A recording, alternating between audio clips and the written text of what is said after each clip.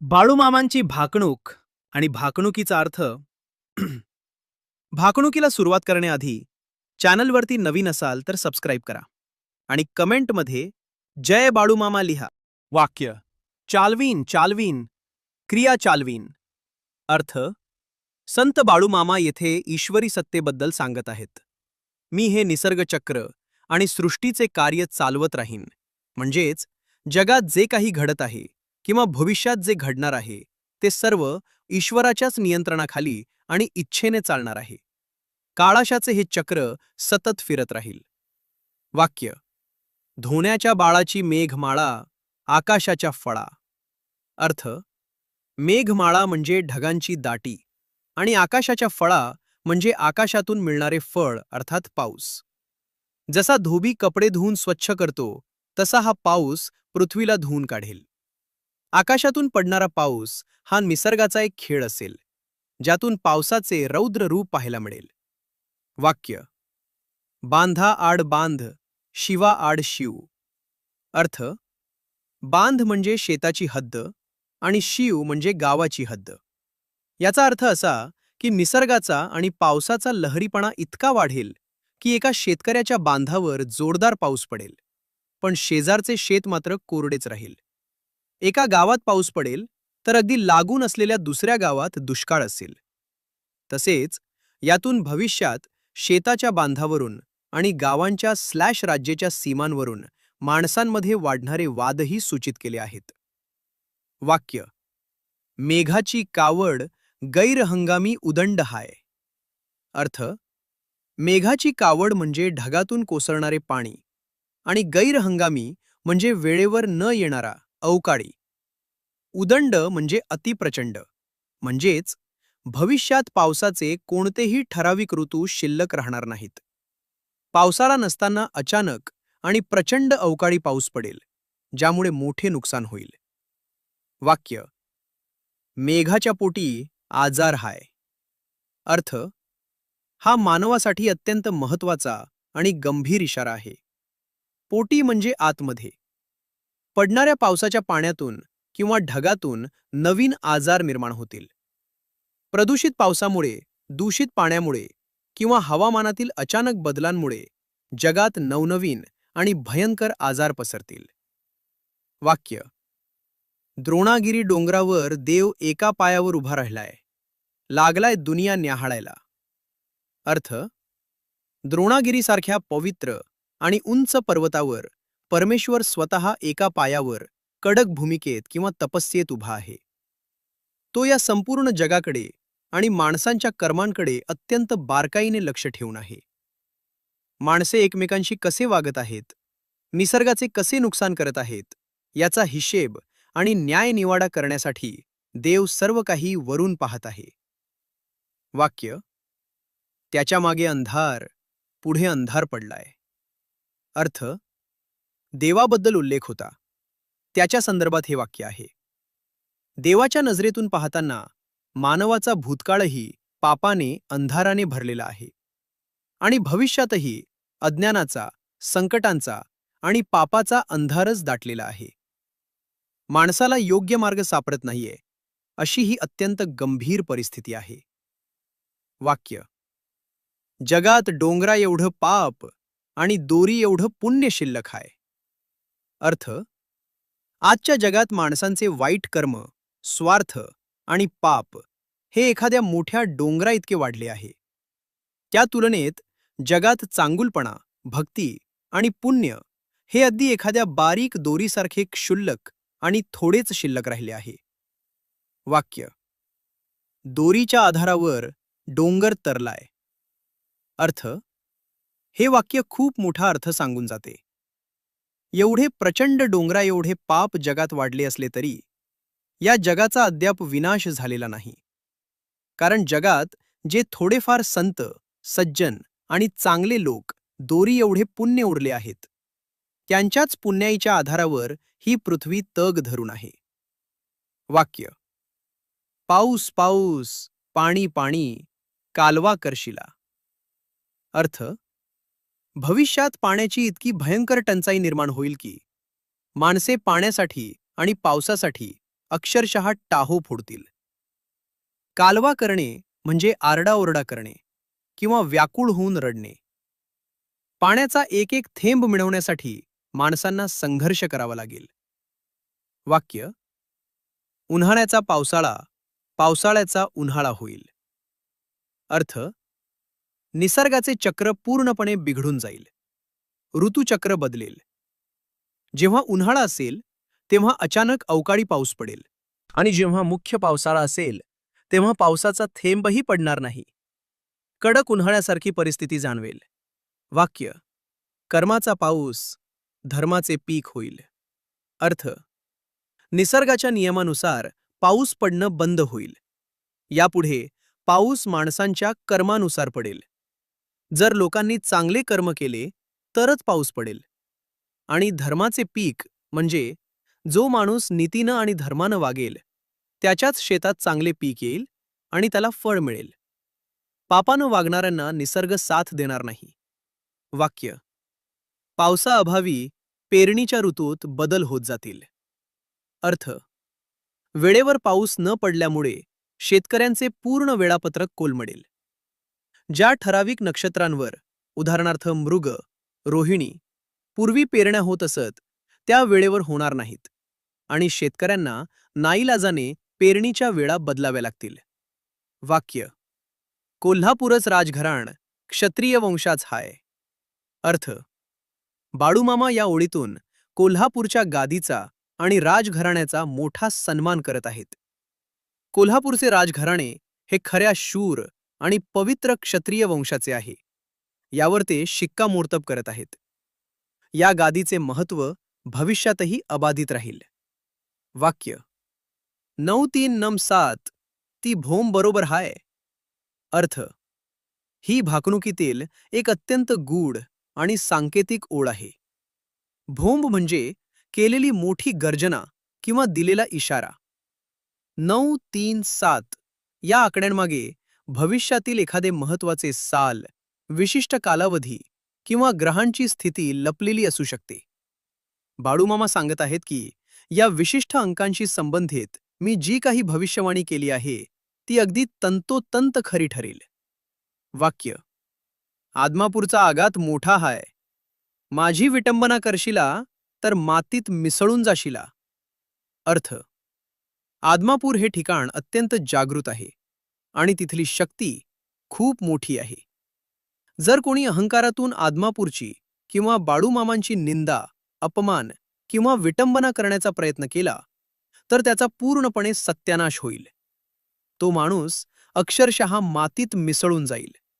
त्याला कठोर फळ भोगावे लागेल. वाक्य: कांबळ्याच्या घोळत, फुलांच्या माळत मी पृथ्वीची घडामोड करत बसलोय. अर्थ: बाळूमामांचे हे अत्यंत साधे पण दैवी रूप आहे. ते म्हणतात की मी माझ्या साध्या कांबळ्यामध्ये आणि भक्तांनी प्रेमाने घातलेल्या फुलांच्या माळांमध्ये बसून या संपूर्ण जगाचा कारभार चालवत आहे. वरवर पाहता मी एक साधा मेंढपाळ वाटत असलो तरी जगातील सर्व घडामोडींची सूत्रे माझ्याच हातात आहेत. वाक्य: आदमापूर प्रति तीर्थक्षेत्र शिर्डी होईल. बाळूमामांची पुण्यभूमी पवित्र राहील. अर्थ: भविष्यात आदमापूर हे गाव शिर्डीसारखेच एक अत्यंत मोठे, प्रसिद्ध आणि प्रभावशाली तीर्थक्षेत्र बनेल. बाळूमामांच्या वास्तव्याने पावन झालेली ही आदमापूरची भूमी कायम पवित्र आणि जागृत राहील, जिथे जगभरातून लाखो भाविक श्रद्धेने येतील. वाक्य: पिवळ्या भस्माचा जगात महिमा वाढत राहील. बाळूमामांचा त्रिभुवनात जय जयकार चाललेल.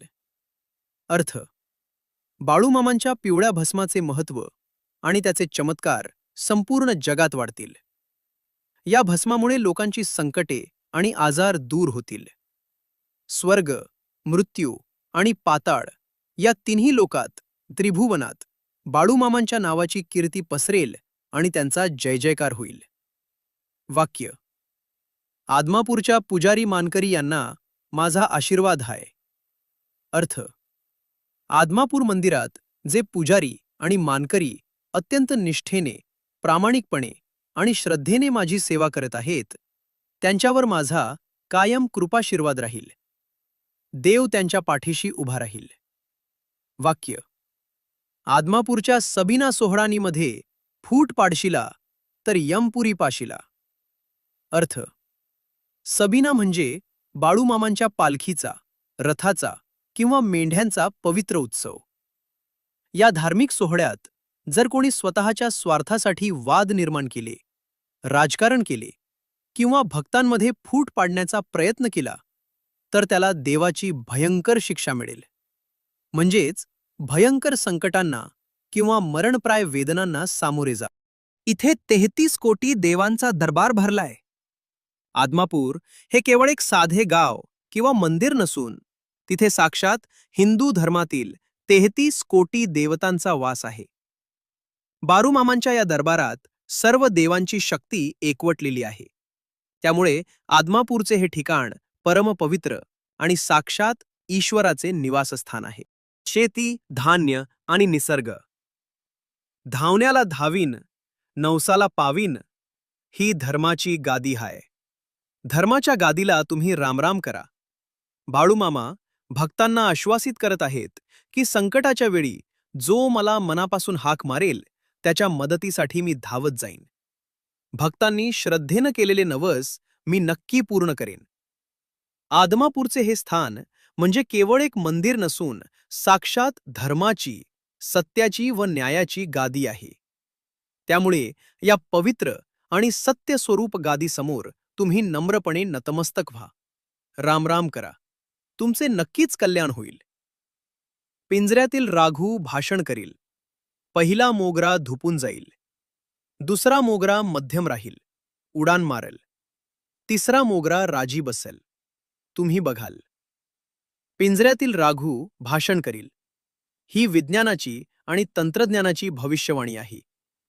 पिंजऱ्यातील राघू म्हणजे टीव्ही, रेडिओ किंवा मोबाईलसारखी यंत्रे जी एका डब्यातून माणसांसारखी बोलतील आणि भाषण करतील. पहिला मोगरा, दुसरा मोगरा, तिसरा मोगरा.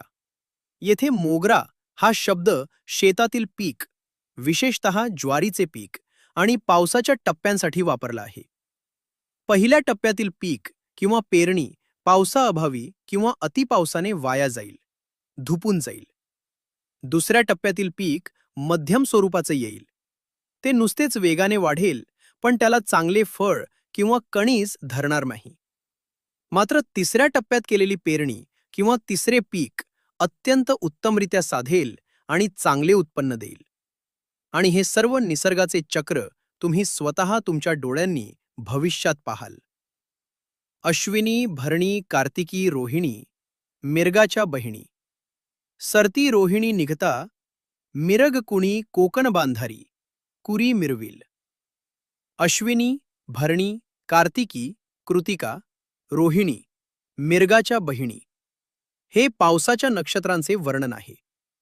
ही सर्व नक्षत्रे मृग नक्षत्राच्या आधी येतात, म्हणून त्यांना बाळूमामांनी मृगाच्या बहिणी म्हटले आहे. सरती रोहिणी निघता, मिरग कुणी कोकण बांधारी, कुरी मिरविल.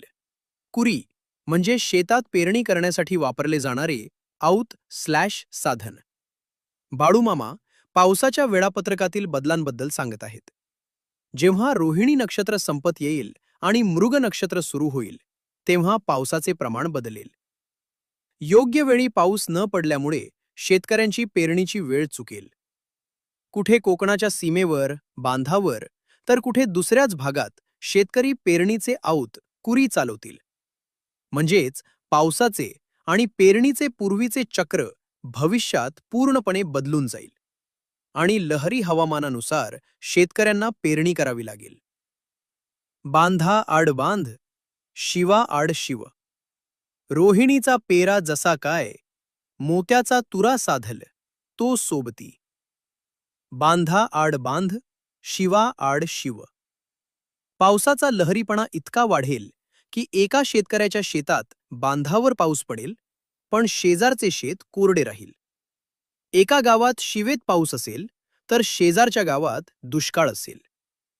रोहिणीचा पेरा जसा काय, मोत्याचा तुरा साधल तो सोबती. अशा लहरी हवामानात रोहिणी नक्षत्रावर ज्या शेतकऱ्याला पेरणी करण्याची संधी मिळेल आणि ज्याचे पीक उगवून येईल, त्याचे पीक मोत्याच्या तुऱ्यासारखे अतिशय उत्तम आणि मौल्यवान बहरेल. ज्याला ही योग्य वेळ साधता येईल तोच फायद्यात राहील, तो सोबती. हातात भाकरी, खांद्यावर चाबूक राहील. सडत्या अडदरा निघता मिरग मध्यम फाट्याचा पेरा होईल. हातात भाकरी, खांद्यावर चाबूक राहील. शेतकऱ्यांवर इतकी कष्टाची वेळ येईल की त्यांना निवांत बसून जेवायलाही वेळ मिळणार नाही. एका हातात खाण्याची भाकरी आणि दुसऱ्या हातात बैलांना हाकण्याचा चाबूक घेऊन त्यांना सतत शेतात राबावे लागेल. सडत्या अडदरा निघता मिरग मध्यम फाट्याचा पेरा होईल. अडदरा म्हणजे आर्द्रा नक्षत्र आणि मिरग म्हणजे मृग नक्षत्र. आर्द्रा नक्षत्र सरत असताना आणि मृग नक्षत्राच्या काळात जी पेरणी होईल तिचे पीक केवळ मध्यम स्वरूपाचे. वाक्य: सडत्या अडदरा निघता तरणा आलम दुनियेचा फेरा होईल. पुरी थाऱ्याला बसल रोहिणीची पेरणी, त्याला हातक्याची पुरवणी होईल. अर्थ: सडत्या अडदरा निघता तरणा आलम दुनियेचा फेरा होईल.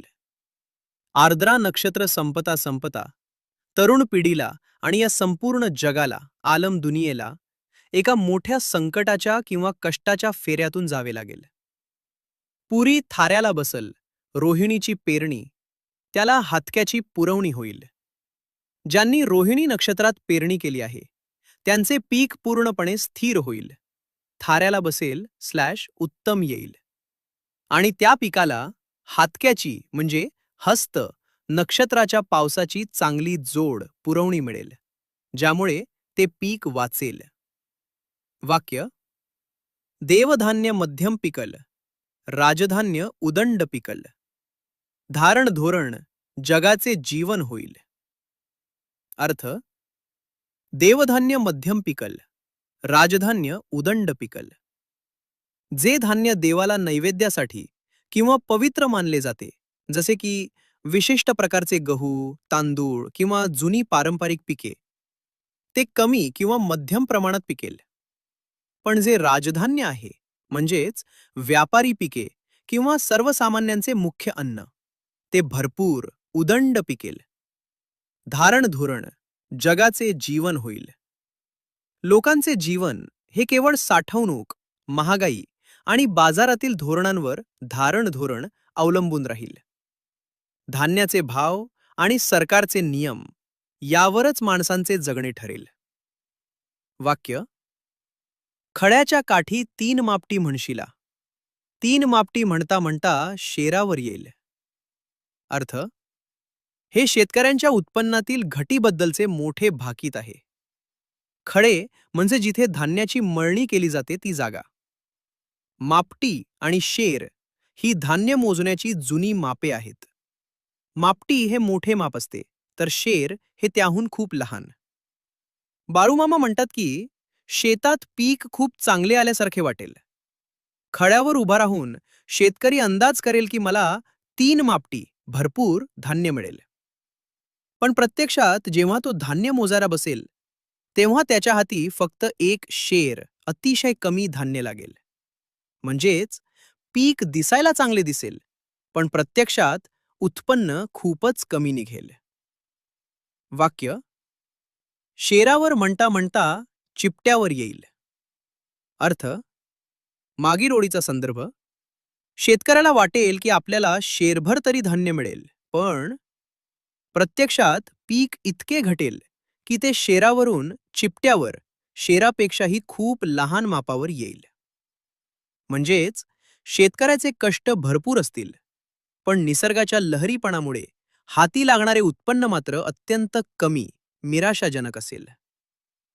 वाक्य: खरीप भरीप बहुत उदंड पिकल, जमिनीतील धान्य उदंड पिकल. अर्थ: पावसाळ्याच्या हंगामातील खरीप पिके भरपूर उदंड येतील. तसेच जमिनीच्या आत वाढणारी पिके, उदाहरणार्थ भुईमूग, बटाटा, कांदा, हळद इत्यादी कंदमुळे यांचे उत्पन्न शेतकऱ्याला खूप चांगल्या प्रमाणात मिळेल. वाक्य: तांबडी रास मध्यम पिकल, काळी रास सुफल जाईल. अर्थ: तांबडी रास म्हणजे लालसर मातीतील पीक किंवा तांबड्या रंगाचे धान्य, उदाहरणार्थ विशिष्ट ज्वारी गहू, जे मध्यम स्वरूपाचे पिकेल. पण काळी रास म्हणजे काळ्या कसदार मातीतील पीक किंवा उडीद, तीळ यांसारखी काळी धान्ये, अत्यंत उत्तम सुफल येतील आणि ती शेतकऱ्याला चांगला फायदा देतील. वाक्य: मूग, तूर, सोयाबीन, कडधान्य उदंड पिकल, सर्वसामान्य माणसाला पुरावा करेल, डाळीचा भाव तेजीत राहील.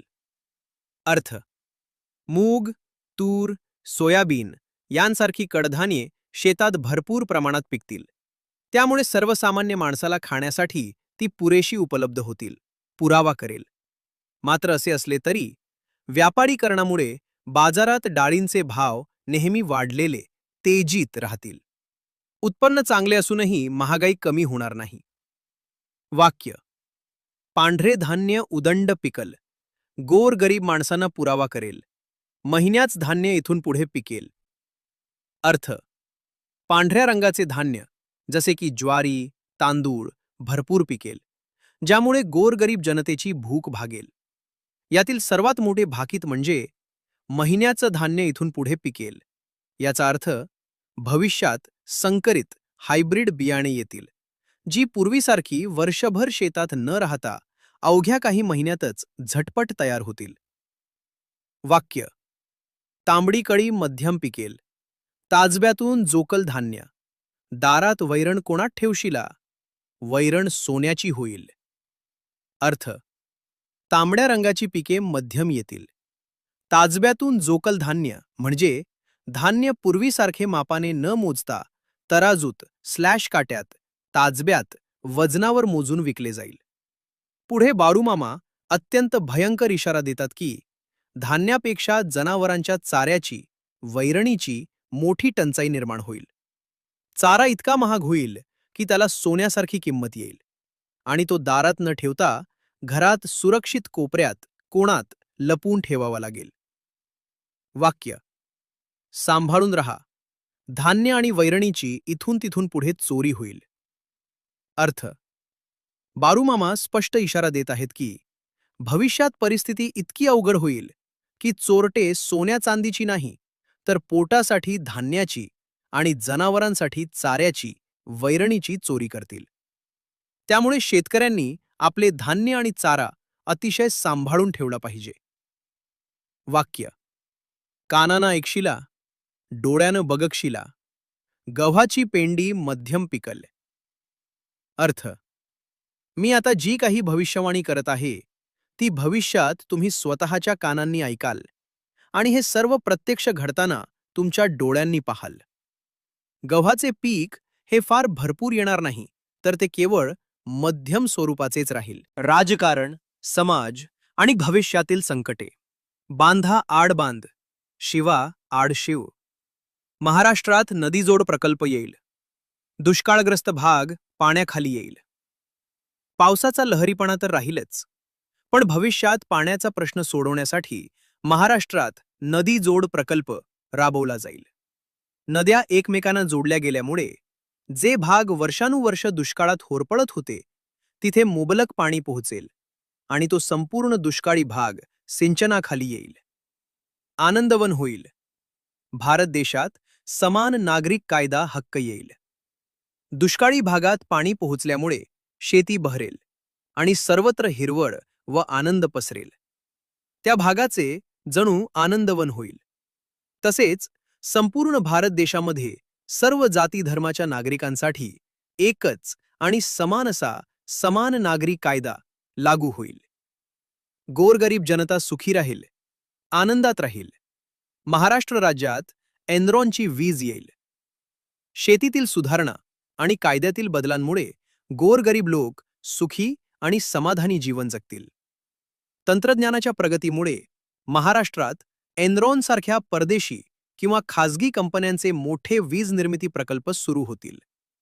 हा संदर्भ 1990च्या दशकात महाराष्ट्रात आलेल्या दाभोळ/एनरॉन वीज प्रकल्पाशी तंतोतंत जुळतो.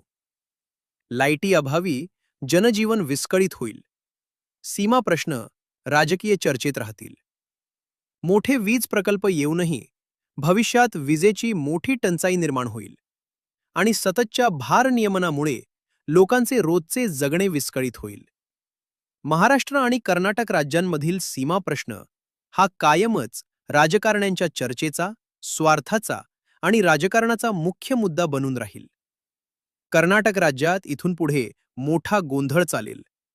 कर्नाटक राज्यात जलाशयाला मोठे भगदार पडलं.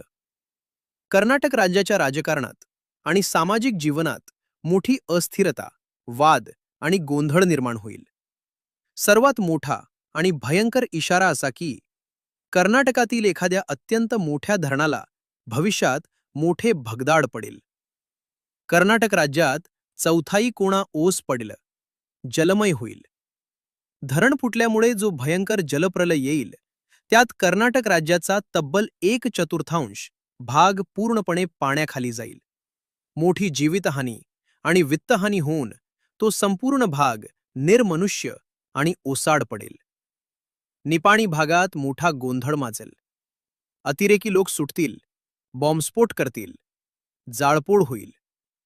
महाराष्ट्र कर्नाटक सीमेवरील निपाणी आणि आजूबाजूच्या भागात मोठे वाद, दंगली आणि गोंधळ माजेल. तसेच देशात आणि जगात दहशतवादी कारवाया प्रचंड वाढतील. हे लोक सर्वसामान्यांवर हल्ले करतील, बॉम्बस्फोट घडवून आणतील आणि जाळपोळ करून मोठी दहशत पसरवतील. उसाच्या कांड्याने, दुधाच्या भांड्याने राजकारणाला मोठी कलाटणी लागेल. महाराष्ट्राच्या राजकारणात शेतकरी वर्गाची ताकद सर्वात मोठी ठरेल. ऊस उत्पादक शेतकरी आणि दूध उत्पादक शेतकरी यांचे प्रश्न, त्यांचे संप आणि त्यांनी पुकारलेली आंदोलने या राज्याच्या राजकारणाची दिशाच बदलून टाकतील.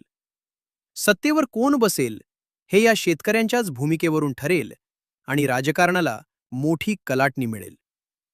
गाई म्हशीचा भाव गगनाला भिडल, दुधाचा भाव वाढत राहील. अर्थ: भविष्यात गायी आणि म्हशींसारख्या दुभत्या जनावरांची किंमत इतकी वाढेल की ती सर्वसामान्यांच्या आवाक्याबाहेर जाईल. गगनाला भिडेल. जनावरे महाग झाल्यामुळे आणि दुधाचे व्यापारीकरण झाल्यामुळे दुधाचे भावही सतत वाढतच राहतील. वाक्य: आईबापाला ठीक गळाचा सदरा घालशिला, नदीकाठची जमीन ओसाड पडलं. अर्थ: आईबापाला ठीक गळाचा सदरा घालशिला. ठीक गळाचा सदरा म्हणजे फाटका किंवा ठिगळ लावलेला अतिशय साधा कपडा. भविष्यात मुले अत्यंत स्वार्थी होतील. स्वतः सर्व सुखात राहतील, पण ज्या आईवडिलांनी जन्म दिला त्यांना मात्र म्हातारपणी फाटके जुने कपडे देतील. त्यांची नीट काळजी घेणार नाहीत. कुटुंबातील प्रेम आणि आदर संपुष्टात येईल. नदीकाठची जमीन ओसाड पडलं. नद्यांच्या काठची जमीन ही कायम सुपीक मानली जाते. पण भविष्यात नद्यांचे प्रदूषण, वाळू उपसा किंवा भयंकर पुरांमुळे हीच सुपीक जमीन नापीक आणि ओसाड, वाळवंटासारखी पडून राहील. वाक्य: 12 वर्षाची मुलगी आई होईल, कानाने ऐकशिला, डोळ्याने बघशिला. नीतिमतेचा खेळ बिघडत चाललाय. अर्थ: अन्नातील भेसळ, बदललेली जीवनशैली आणि विकृत मानसिकतेमुळे मानवी शरीराचे वयाचे चक्र बदलेल. अत्यंत लहान 12 वर्षांच्या मुली वयात येऊन माता बनतील. हे भयंकर वास्तव तुम्ही स्वतःच्या कानांनी बातम्यांमध्ये ऐकाल आणि डोळ्यांनी प्रत्यक्ष पाहाल. समाजातील नीतिमत्ता, मॉरॅलिटी आणि संस्कार पूर्णपणे लयास जातील. वाक्य: उगवत्या सूर्याला संकट पडलं हाय, शर्यतीतला बसव्या तुम्हाला शाप देईल. अर्थ: उगवता सूर्य म्हणजे आजची तरुण पिढी किंवा लहान मुले. या तरुण पिढीवर व्यसने, बेरोजगारी आणि चुकीच्या मार्गाला लागण्याचे मोठे संकट ओढवले आहे. शर्यतीतला बसव्या तुम्हाला शाप देईल. बसव्या म्हणजे बैल. जो बैल शेतकरी देवासारखा पूजतो त्याच बैलाला माणूस स्वतःच्या मनोरंजनासाठी शर्यतीत बैलगाडा शर्यत जुंपेल आणि त्याला अमानुषपणे मारेल. त्या मुक्या प्राण्याचा आणि त्याच्या कष्टाचा तळतळाट, शाप या माणसाला लागेल आणि त्याचे भयंकर फळ माणसाला भोगावे लागेल. वाक्य. जातीधर्म बिघडून जातील. जातीधर्मात वैरत्व वाढलं. वैरत्व वाढून हाणामाऱ्या होतील. अर्थ. भविष्यात माणसामाणसात माणुसकी उरणार नाही. वेगवेगळ्या जाती आणि धर्मांचे लोक एकमेकांचा द्वेष करू लागतील. त्यांच्यातील बंधुभाव नष्ट होईल, बिघडून जातील. या जातीधर्माच्या राजकारणातून एकमेकांबद्दलचे वैर इतके टोकाला जाईल की जगात भयंकर दंगली, रक्तपात आणि हाणामाऱ्या होतील. वाक्य. धरती माथा दुभंगून जाईल. धरती मातेतून भुंगे निर्माण होतील. मनुष्याच्या जीवाला हानी पोहोचेल. अर्थ. धरती माथा दुभंगून जाईल. निसर्गाचा समतोल बिघडल्यामुळे जगात अत्यंत भयंकर भूकंप होतील, ज्यामुळे जमीन, धरती माता अक्षरशः दुभंगेल, फाटेल. धरती मातेतून भुंगे निर्माण होतील. मनुष्याच्या जीवाला हानी पोहोचेल. जमिनीच्या पोटातून असे काही अज्ञात आणि भयंकर भुंगे म्हणजेच जीवघेणे विषाणू व्हायरस, विषारी वायू किंवा घातक कीटक बाहेर येतील, ज्यांच्यामुळे लाखो माणसांचे प्राण जातील आणि मानवी जीवाला मोठा धोका निर्माण होईल. वाक्य. भारताचे सैनिक मृत्यूला भिणार नाहीत. छातीची ढाल करतील, अखेरपर्यंत लढत राहतील. अर्थ. भारताचे शूर सैनिक युद्धाच्या वेळी साक्षात मृत्यूलाही घाबरणार नाहीत. देशाच्या रक्षणासाठी ते स्वतःच्या छातीची ढाल करतील, जीवाची बाजी लावतील आणि शेवटच्या श्वासापर्यंत शत्रूशी अत्यंत निकराने लढत राहतील. वाक्य. पाकिस्तान राष्ट्राचा चौथाई कोणा काबीज करतील? भारताच्या ताब्यात घेतील. भारत मातेचा जय जयकार चाललं. या भीषण युद्धात भारतीय सैन्य अफाट पराक्रम गाजवून पाकिस्तान देशाचा 1/4 भाग कायमचा जिंकून घेतील आणि तो भारताच्या ताब्यात आणतील. या अभूतपूर्व विजयामुळे संपूर्ण जगात भारत माता की जय असा भारताचा जय जयकार दुमदुमेल. वाक्य. जगातील तापमानाचा धोका वाढलं. जंगलामध्ये आग लागलं. वन्यजीवन व औषधी वनस्पती पृथ्वीवरून नष्ट होतील. भविष्यात जागतिक तापमान वाढीचा धोका अत्यंत भयंकर होईल. प्रचंड उष्णतेमुळे जंगलांमध्ये नैसर्गिकरित्या वणवे लागतील.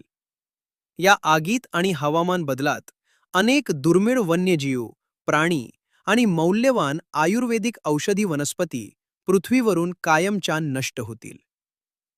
वाक्य. पारव फुल सुफल जाईल.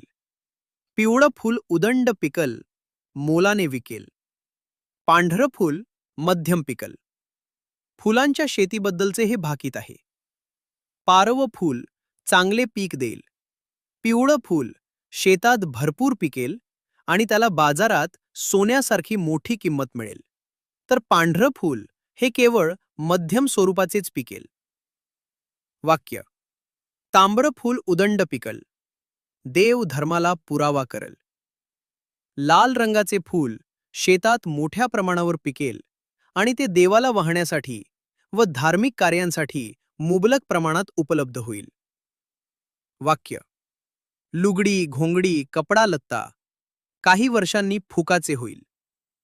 भविष्यात कापड उद्योगात आणि कारखान्यात इतकी वाढ होईल की अंगावर घालायचे कपडे, लुगडी आणि घोंगडी हे अतिशय स्वस्त होतील. त्यांना फारशी किंमत उरणार नाही. म्हणजेच अन्नापेक्षा आणि धान्यापेक्षा कपडे स्वस्त मिळतील. सारखी फुकाची मेंढी मोलाची होईल. जगात मोठं नवल होईल. मेंढीच्या पोटी मुलगा जन्माला येईल. जगात त्याची कीर्ती होईल. आज ज्या मेंढीला लोक सामान्य किंवा कमी किमतीची समजतात, त्या मेंढीला भविष्यात सोन्यासारखी अफाट किंमत येईल. पुढे बाळूमामा एक अत्यंत गूढ आणि मोठा चमत्कार सांगतात की जगात एक मोठे नवल घडेल, जिथे साक्षात एका मेंढीच्या पोटी मानवी मुलगा जन्माला येईल, किंवा एखादा दैवी अवतार असू शकतो. त्या जन्माची आणि मुलाची कीर्ती संपूर्ण जगात पसरेल. मेंढीचे आणि धनगराचे महत्त्व. मेंढीच्या मेंढक्याला माझा आशीर्वाद हाय. मेंढी माऊली सुखाची सावली हाय. बारूमामा स्वतः मेंढपाळ होते. त्यामुळे ते म्हणतात की जो कोणी मेंढपाळ प्रामाणिकपणे मेंढ्या पाळेल, त्याच्यावर माझा कायम आशीर्वाद राहील. मेंढी हा केवळ एक प्राणी नसून ती साक्षात माऊली आहे. ती आपल्या मालकाचे पोषण करते आणि त्याला जीवनात सर्व प्रकारचे सुख आणि आधार देते. मेंढीच्या जीवावर मेंढप्या सुखात राहील. मेंढीबाईला कलम जडलं. मेंढीच्या जीवावर मेंढप्या सुखात राहील. भविष्यात शेतीपेक्षा पशुपालनाला आणि विशेषतः मेंढी पालनाला इतके महत्त्व येईल की केवळ मेंढ्यांच्या उत्पन्नावर धनगर अत्यंत सुखात आणि श्रीमंतीत जीवन जगेल. मेंढीबाईला कलम जडलं. कलम जडणं म्हणजे वनस्पतींप्रमाणेच प्राण्यांवर विज्ञानाचे प्रयोग होणे. भविष्यात विज्ञानाच्या प्रगतीमुळे मेंढ्यांवर संकरीकरण किंवा क्लोनिंग केले जाईल. मेंढीपासून एक वेगळी पैदास निर्माण होईल. मेंढीचा दर 1,00,000च्या घरात जाईल. या संकरीकरणातून मेंढीची एक नवीनच आणि अतिशय वेगळी प्रजाती जन्माला घातली जाईल. भविष्यात मेंढीला आणि तिच्या लोकरीला स्लॅश मांसाला इतकी प्रचंड मागणी येईल की एका सामान्य मेंढीची किंमत अक्षरशः 1,00,000 रुपयांच्या घरात जाऊन पोहोचेल. धनगराच्या बाळाला मेंढी सोन्यापेक्षा पिवळी दिसेल. मेंढीपासून मिळणारा आर्थिक फायदा इतका अफाट असेल की मेंढपाळाला आपली मेंढी ही खऱ्या सोन्यापेक्षाही मौल्यवान आणि मौल्यवान वाटू लागेल. थोडक्यात मेंढीच त्याचे चालते बोलते सोने बनेल. मेंढीच्या गळ्यात फुलांच्या माळा घालशला. मेंढीबाई पालखीतून मिरवलं. मेंढीची किंमत आणि महत्त्व इतके वाढेल की लोक तिला अतिशय मानानं आणि आदरानं वागवतील. तिच्या गळ्यात प्रेमानं फुलांच्या माळा घातल्या जातील. एवढेच नाही, तर एखाद्या देवतेप्रमाणे किंवा अतिशय मौल्यवान संपत्तीप्रमाणे मेंढीला साक्षात पालखीत बसून तिची वाजत गाजत मिरवणूक काढली जाईल. धनगराचे बाळ मेंढी म्हणून अस्वलाला मिठी मारलं. ही ओढ भविष्यातील फसवणुकीचा आणि माणसाच्या अंधळ्या हव्यासाचा अत्यंत भयंकर इशारा देते.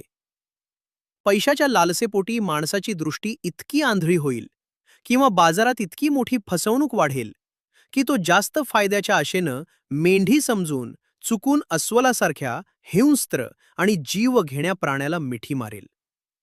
म्हणजेच अतिहव्यासाच्या नादात माणूस स्वतःच्याच पायावर धोंडा पाडून घेईल आणि एखाद्या भयंकर संकटाला आमंत्रण देईल.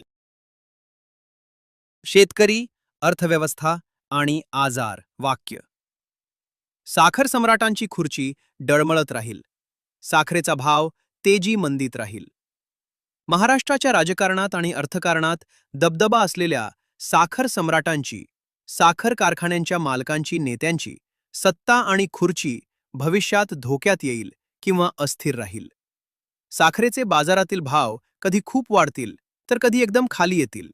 त्यात सतत चढ उतार पाहायला मिळेल. वाक्य. शेतकरी वर्ग रात्रंदिवस काबाड कष्ट करतील. ढोरगुर करतील, निधा करतील, दूध दुपत करतील. शेतकरी स्वतःच्या शेतात आणि गोठ्यात रात्रंदिवस अतोनात काबाड कष्ट करतील. ते जनावरे ढोरगुरं पाळतील. शेताची निंदणी, पिकांची निगा / मशागत करतील आणि मोठ्या कष्टाने दूध दुभते काढतील. शेतकऱ्यांच्या कष्टाला सीमा राहणार नाही. वाक्य. दुधापासून डेअरी चालवतील.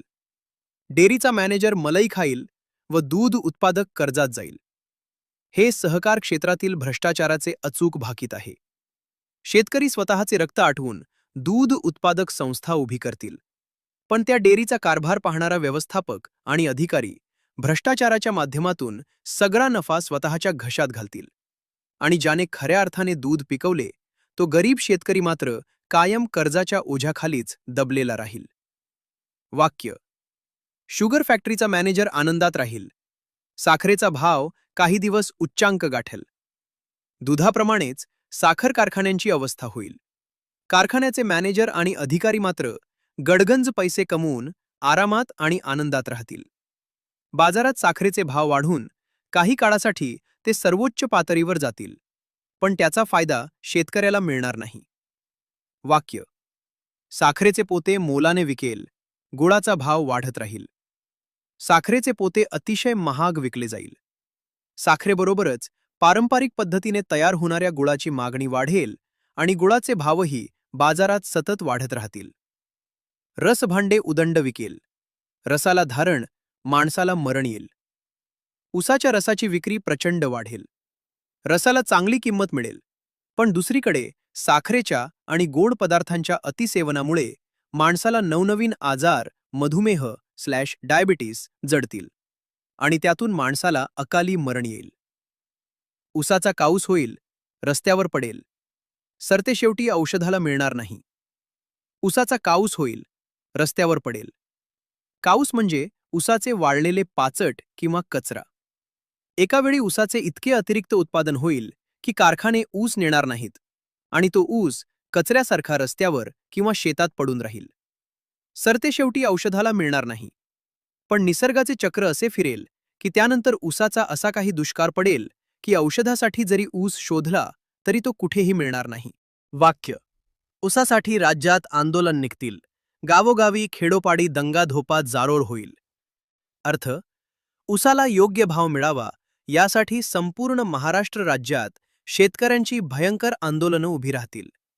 या आंदोलनांमुळे गावोगावी आणि खेडोपाडी मोठे मोर्चे निघतील, दंगली होतील आणि जाळपोळ होऊन कायदा व सुव्यवस्थेचा प्रश्न निर्माण होईल.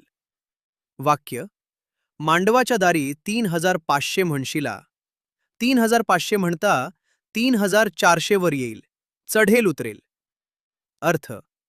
हे भाकीत उसाच्या दराविषयी /FRP विषयी आहे. मांडवाच्या दारी म्हणजे साखर कारखान्याच्या काट्यावर किंवा गेटवर. शेतकरी अपेक्षा करेल की मला माझ्या उसाला 3,500 रुपये भाव मिळेल, पण कारखानदार तो भाव 3,400 रुपयांवर आणून ठेवतील. दरामध्ये सतत राजकारण आणि चढ उतार होईल. वाक्य. 3,400 म्हणता म्हणता 3,300 वर येईल, चढेल उतरेल. अर्थ. भाव वाढण्याऐवजी तो आणखी कमी केला जाईल. 3,400 रुपयांवरून तो 3,300 रुपयांवर येईल. कारखानदार आणि सरकार संगनमत करून शेतकऱ्यांच्या पदरात कमीच माप टाकतील आणि दराचा हा खेळ असाच चालू राहील. वाक्य. तंबाखूची पेंडी मध्यम पिकल. बांधा आड बांध, शिवा आड शिव. अर्थ. तंबाखूचे पीक खूप चांगले येणार नाही, तर ते मध्यम स्वरूपाचेच येईल. पावसाच्या लहरीपणामुळे एका बांधावर किंवा गावात पीक येईल, तर शेजारच्या गावात शिवा आडशिव पीक येणार नाही. वाक्य. तंबाखूचा भाव गगनाला भिडेल. तंबाखूचा बंबाखू होईल. तंबाखूपासून घर बर्बाद होईल. अर्थ. व्यसनाधीनता इतकी वाढेल की तंबाखूचे भाव गगनाला भिडतील. बंबाखू होईल म्हणजे तंबाखूमुळे माणसाच्या आरोग्याची आणि कुटुंबाची अक्षरशः राख रांगोळी होईल. तंबाखूच्या व्यसनामुळे कॅन्सरसारख्या आजारांनी माणसाचा जीव जाईल आणि अनेक हसती खेळती घरे कायमची उद्ध्वस्त, बर्बाद होतील. वाक्य. मांडवाच्या दारी 3,300 म्हणता 3,200 वर येईल. 3,200 म्हणता म्हणता 3,000 वर येईल, चढल उतरलं. अर्थ. पुन्हा उसाच्या दराचा संदर्भ. शेतकऱ्यांची मोठी फसवणूक होईल. उसाचा दर 3,300 वरून 3,200 आणि शेवटी 3,200 वरून 3,000 रुपयांपर्यंत खाली पाडला जाईल. शेतकऱ्याला त्याच्या घामाचे योग्य दाम मिळणार नाही. वाक्य. करपातला बकरा करपात लढाई केरी, मुडदे पडतील, दुनिया कालवेल. अर्थ. माणसे आपापसातच शत्रू बनतील. एकाच कुटुंबातील, एकाच जातीतील किंवा एकाच राजकीय पक्षातील लोक करपातला बकरा सत्तेसाठी आणि पैशासाठी एकमेकांच्या जीवावर उठतील. त्यांच्यात भयंकर मारामाऱ्या होऊन रक्ताचे सडे मुडदे पडतील आणि संपूर्ण जगात हाहाकार कालवेल माजेल. वाक्य: माईचे लेकरू माईला ओळखायचं नाही, गाईच वासरू गाईला भेटणार नाही, दुनियेत धुंदकारी पडलं. अर्थ: माणुसकी आणि नात्यांचा पूर्णपणे अंत होईल. स्वतःचा जन्मदात्री आई आणि मुलामधील प्रेम संपुष्टात येईल. मुलगा आईला ओळखणार नाही, वृद्धाश्रमात टाकेल. पशुपालनात गाईचे दूध काढल्यावर वासराला प्यायलाही दिले जाणार नाही, गाई वासराची ताटातूट होईल. संपूर्ण जगात स्वार्थाचा अंधार आणि अमानुषपणा धुंदकारी पसरेल. वाक्य: वांग्याच्या झाडाला शिडी लावशिला, चालता बोलता मनुष्याचा प्राण जाईल. अर्थ: वांग्याच्या झाडाला शिडी लावशिला हे हायब्रिड संकरित शेती आणि रासायनिक खतांच्या अतिवापराचे भाकीत आहे. पूर्वी गुडघ्या एवढी असणारी वांग्याची झाडे खतांमुळे इतकी मोठी उंच होतील की वांगी तोडण्यासाठी माणसाला अक्षरशः शिडी लावावी लागेल. पिकांचे मूल रूप नष्ट होईल. चालता बोलता मनुष्याचा प्राण जाईल. याच रासायनिक अन्नामुळे आणि बदललेल्या जीवनशैलीमुळे माणसाचे आयुष्य इतके ठिसूळ होईल की चालता बोलता माणसाचा प्राण जाईल.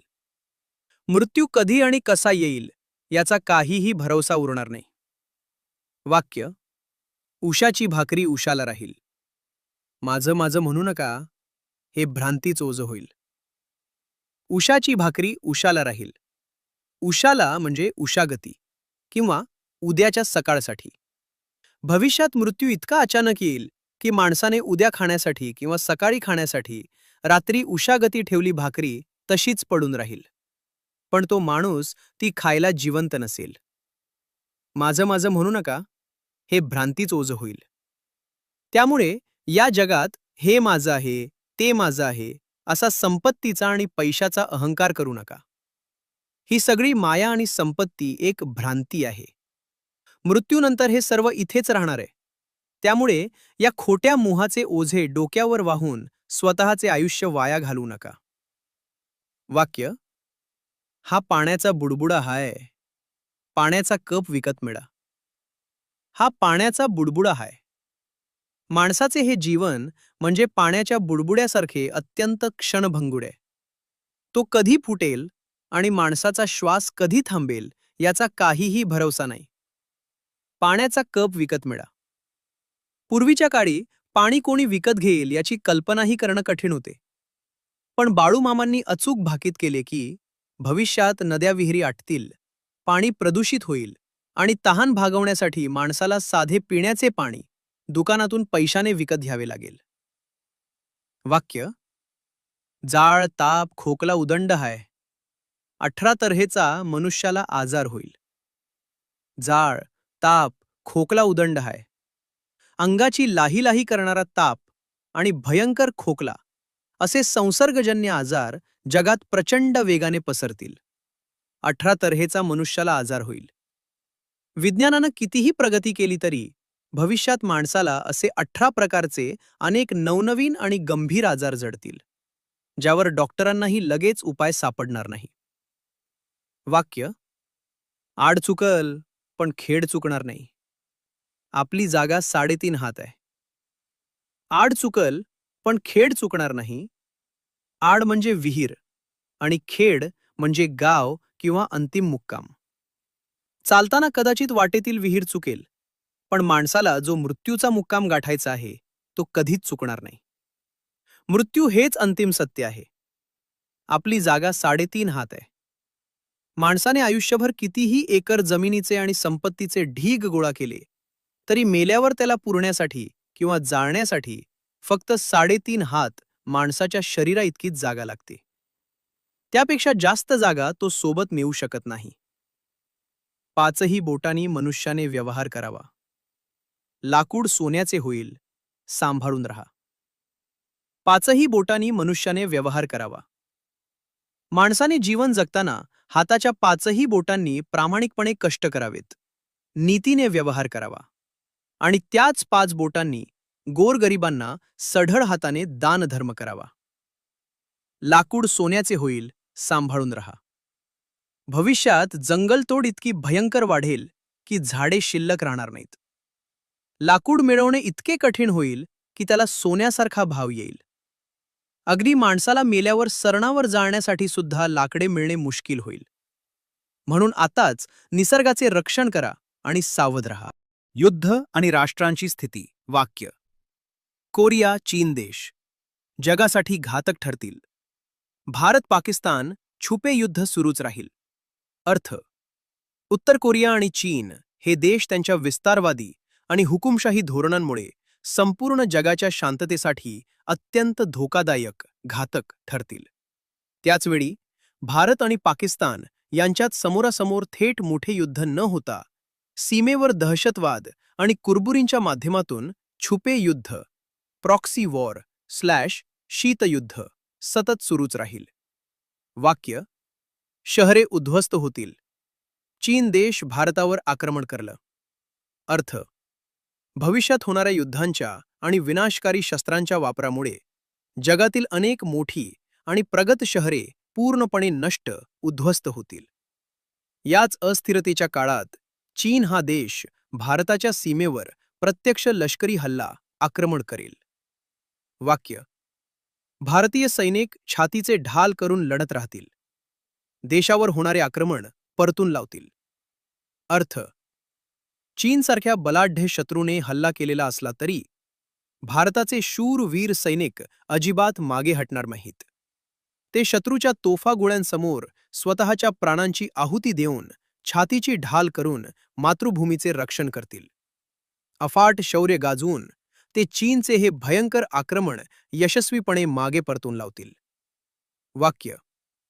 अनेक देश एकमेकांशी युद्ध करतील. युद्ध खेळण्याची स्पर्धाच लागलं, दुनिया पेटलं. अर्थ. जगात तिसऱ्या महायुद्धासारखी भयंकर परिस्थिती निर्माण होईल.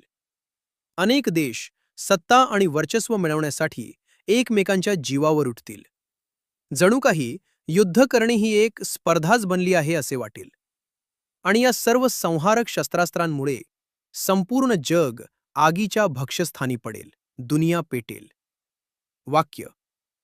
काळ रात्र येईल, सावध रहा. चीनचा भारतावर हल्ला होईल. अर्थ. संपूर्ण जगावर आणि देशावर आलेले युद्धाचे हे भयंकर संकट म्हणजेच एक प्रकारची काळ रात्र, सर्वात अंधारी, विनाशकारी आणि धोकादायक वेळ असेल. बाळूमामा भक्तांना आणि देशाला सावध करत आहेत की या काळरात्रीत चीन खरोखरच भारतावर मोठा लष्करी हल्ला करेल, यासाठी गाफील राहू नका. वाक्य. भारतीय सैनिक हल्ले परतवून लावतील. विजयी पताका फडकवतील. तिरंगा ध्वज आनंदात राहील. अर्थ. या काळरात्रीत आणि भयंकर युद्धातही भारताचाच अंतिम विजय होईल.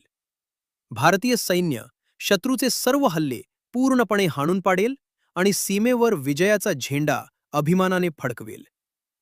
आपल्या देशाचा तिरंगा ध्वज आकाशात कायम डौलाने, सुरक्षितपणे आणि आनंदात लहरत राहील. भारताचे सार्वभौमत्व अबाधित राहील. धर्म, नीती आणि कलियुगाचा प्रभाव. अनेक जग हिंदू धर्माची स्थापना करतील. हिंदू संस्कृतीचा स्वीकार करतील. हिंदू धर्माला चांगले दिवस येतील. भविष्यात जगातील अनेक देश आणि परदेशी लोक हिंदू धर्माची तत्वे, विचार आणि संस्कृतीचा आनंदाने स्वीकार करतील. संपूर्ण जगात हिंदू धर्माचा प्रसार होईल आणि या धर्माला पुन्हा एकदा अतिशय चांगले, वैभवाचे आणि गौरवाचे दिवस येतील. देश व राज्याच्या राजकारणात मोठा गोंधळ होईल. भारताच्या देशांतर्गत आणि महाराष्ट्रासारख्या राज्यांच्या राजकारणात प्रचंड मोठी अस्थिरता, वाद आणि गोंधळ निर्माण होईल. कोणाचेच कोणाशी विचार पटणार नाहीत. राजकारणी नेते मंडळी या पक्षातून त्या पक्षात कोलांट्या उड्या मारतील. राजकीय नेते स्वतःच्या स्वार्थासाठी सर्व तत्वे आणि विचार सोडून देतील. आज एका पक्षात तर उद्या दुसऱ्या पक्षात अशा कोलांट्या उड्या आयाराम गयाराम राजकारणात राजरोसपणे पाहायला मिळतील. राजकारणी लोक सत्ता संपत्तीच्या मागे लागतील. सत्तेच्या बाजारात राजकीय नेते विकत मिळतील. नेत्यांना जनतेच्या सेवेचे काहीही पडलेले नसेल. ते फक्त सत्ता आणि पैसा मिळवण्याच्या मागे धावतील. सत्तेचा अक्षरशः बाजार मांडला जाईल आणि या बाजारात राजकीय नेते पैशांच्या जोरावर बाजारातील वस्तूंसारखे विकत मिळतील, ज्याला आज आपण घोडे बाजार किंवा हॉर्स ट्रेडिंग म्हणतो. पक्षनिष्ठा घाण ठेवतील. राजकारणात पैसे न खाणारा राजकीय नेता सापडणार नाही. घाण ठेवणे म्हणजे गहाण ठेवणे. राजकारणी लोक आपली पक्षावरील निष्ठा आणि प्रामाणिकपणा पैशासाठी गहाण ठेवतील. संपूर्ण राजकारणात असा एकही नेता शोधून सापडणार नाही ज्याने भ्रष्टाचार केलेला नाही किंवा पैसे खाल्लेले नाहीत. सर्वच जण भ्रष्ट होतील. राजकारणात छोटे पक्ष आघाडी घेतील. दिल्लीच्या गादीसाठी मोठी चढाओढ लागेल. भविष्यात राजकारणात मोठे राष्ट्रीय पक्ष मागे पडतील आणि प्रादेशिक किंवा छोटे पक्ष तसेच अपक्ष अधिक ताकदवान होऊन आघाडीवर येतील. देशाच्या सत्तेसाठी म्हणजेच दिल्लीच्या गादीसाठी नेत्यांमध्ये आणि पक्षांमध्ये अत्यंत जीवघेणी स्पर्धा लागेल. राज्याच्या राजकारणात मोठा गोंधळ होईल. सत्तेचे सिंहासन डळमळीत राहील. राज्यांच्या पातळीवर कोणतेही एक भक्कम आणि स्थिर सरकार टिकणार नाही. मुख्यमंत्र्यांचे किंवा सत्तेचे सिंहासन सतत अस्थिर राहील. कधी सरकार पडेल आणि कधी कुणाचे बनेल याचा काहीही भरवसा नसेल. राजकारणात लोक देवाधर्माला विसरून जातील. भ्रष्टाचार उदंड होईल. नेते मंडळी तुरुंगात जातील. राजकारणातील लोक नीतिमत्ता, देव आणि धर्माची भीती पूर्णपणे विसरून वागतील. ते इतका प्रचंड भ्रष्टाचार करतील की शेवटी त्यांचे पाप उघडकीस येईल आणि या भ्रष्ट कर्मांमुळे मोठ्या मोठ्या नेत्यांना थेट तुरुंगात जावे लागेल.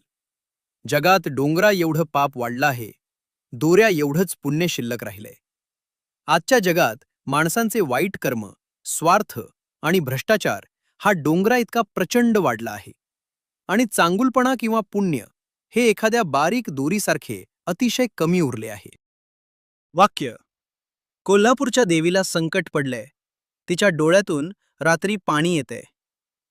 अर्थ: जगातील हे वाढते पाप आणि भक्तांवर येणारी संकटे पाहून साक्षात कोल्हापूरच्या अंबाबाईला, महालक्ष्मीला मोठे दुःख होत आहे. आपल्या लेकरांची अवस्था पाहून देवीच्या डोळ्यातून रात्री अश्रू वाहत आहेत. ही ओळ अत्यंत करुणामयी आहे. वाक्य: चंद्र सूर्याची टक्कर लागलं, 3 दिवस रात्र जगात अंधार होईल. अर्थ: हे खगोलीय बदलांचे एक अत्यंत भयंकर भाकीत आहे. भविष्यात आकाशात चंद्र आणि सूर्याची स्थिती अशी काही बदलेल किंवा महाग्रहण / धूमकेतूची धडक होईल की ज्यामुळे सलग 3 दिवस या पृथ्वीवर सूर्याचा प्रकाश पोहोचणार नाही आणि जगात सलग 3 दिवस भयानक काळोख, अंधार पसरेल. वाक्य: साताऱ्याच्या गादीवर फुलं पडतील, सत्याने वागा, गर्वाने वागाल तर फसाल. अर्थ: छत्रपती शिवाजी महाराजांच्या साताऱ्याच्या गादीचा, राजघराण्याचा भविष्यात मोठा सन्मान राहील. त्यांच्यावर आदराने फुले उधळली जातील. बाळूमामा भक्तांना कडक उपदेश करतात की नेहमी सत्याच्या आणि न्यायाच्या मार्गाने वागा. जर सत्तेचा, पैशाचा किंवा स्वतःचा गर्व कराल तर आयुष्यात नक्कीच भयानक फसाल आणि नष्ट व्हाल. वाक्य: वारा वावटळ उदंड होतील, काळ्या खडकाच्या लाया होतील, विजेने मोठे नुकसान होईल. अर्थ: निसर्गाचा प्रचंड कोप होईल. जगात भयंकर चक्रीवादळे, वारा वावटळ येतील. उष्णता आणि भूकंपाचे झटके इतके वाढतील की कडक काळ्या खडकांच्या देखील उकळून लाह्या होतील. खडक फुटून निघतील. ज्वालामुखीचा उद्रेक होईल.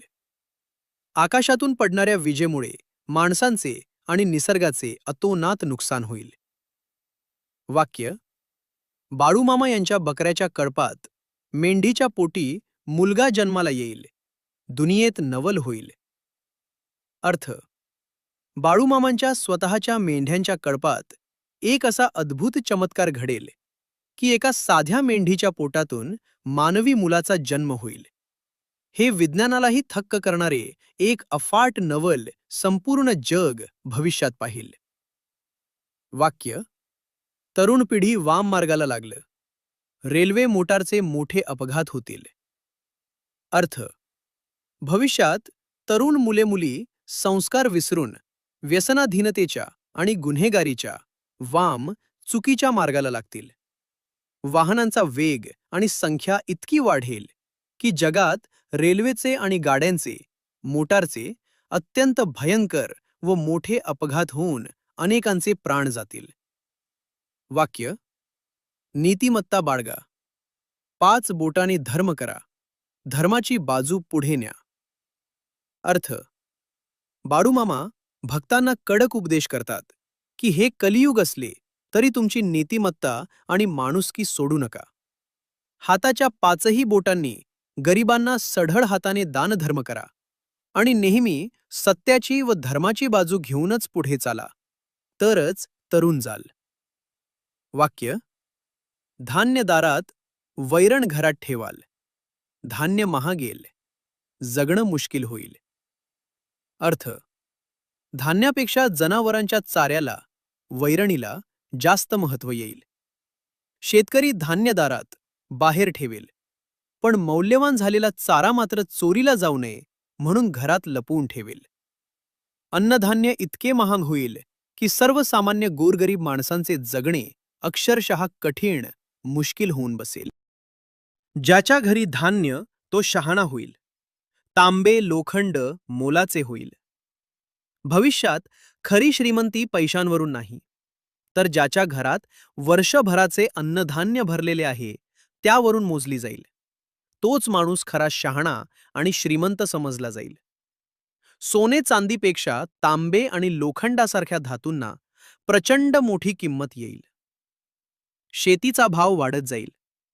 पैशाच्या जोरावर न्याय दिला जाईल. जमिनीचे आणि शेतीचे भाव गगनाला भिडतील. व्यवस्थेत इतका भ्रष्टाचार वाढेल की न्यायालयात किंवा समाजात खऱ्याला न्याय मिळण्याऐवजी ज्याच्याकडे पैसा आहे तोच न्याय विकत घेईल. गरिबाला न्याय मिळणार नाही. दागिने पैसे फुकाचे होतील. वैरणीचा भाव वाढत जाईल. वैरण धान्याच्या चोरी होतील, सांभाळून ठेवा. पोटाची भूक भागवण्यासाठी सोन्याचे दागिने आणि नोटांची बंडले निरुपयोगी ठरतील. जनावरांच्या वैरणीचा भाव सतत वाढत राहील. लोक सोन्या चांदीची नाही तर पोटासाठी धान्य आणि चाऱ्याची चोरी करतील. त्यामुळे आपले धान्य व चारा अतिशय सांभाळून ठेवा.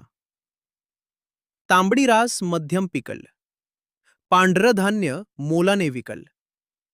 तांबड्या मातीतील पिके किंवा लाल रंगाची धान्ये मध्यम स्वरूपात येतील, पण पांढरे धान्य जसे की तांदूळ, पांढरी ज्वारी, गहू मात्र बाजारात अतिशय महागड्या भावाने विकले जाईल. बैलांची किंमत बकऱ्याला, बकऱ्याची किंमत कोंबड्याला येईल. बकऱ्यांची किंमत लाखावर जाईल. प्राण्यांच्या किमतीचे चक्र पूर्णपणे बदलेल. पूर्वी जो भाव एका मोठ्या बैलाला मिळायचा तो आता एका साध्या बकऱ्याला मिळेल आणि बकऱ्याचा जुना भाव कोंबड्याला मिळेल. मांसाहाराच्या वाढत्या मागणीमुळे एका साध्या बकऱ्याची किंमत 1,00,000 रुपयांच्या पुढे जाईल. मनुष्य जंगलात जाईल. जंगलातील प्राणी गावात येईल. वाड्या वस्त्या ओस पडतील. माणूस स्वतःच्या स्वार्थासाठी जंगले तोडून तिथे घरे आणि रिसॉर्ट्स बांधेल.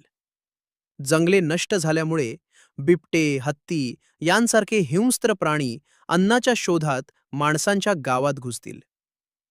शहरांकडे जाण्याच्या ओढीमुळे आणि नैसर्गिक आपत्तींमुळे अनेक पारंपरिक वाड्या वस्त्या निर्मनुष्य होऊन ओस पडतील.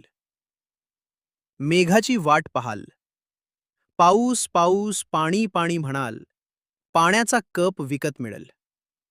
लोक आकाशाकडे डोळे लावून पावसाची आतुरतेने वाट पाहतील. पाण्यासाठी लोक टाहो फोडतील.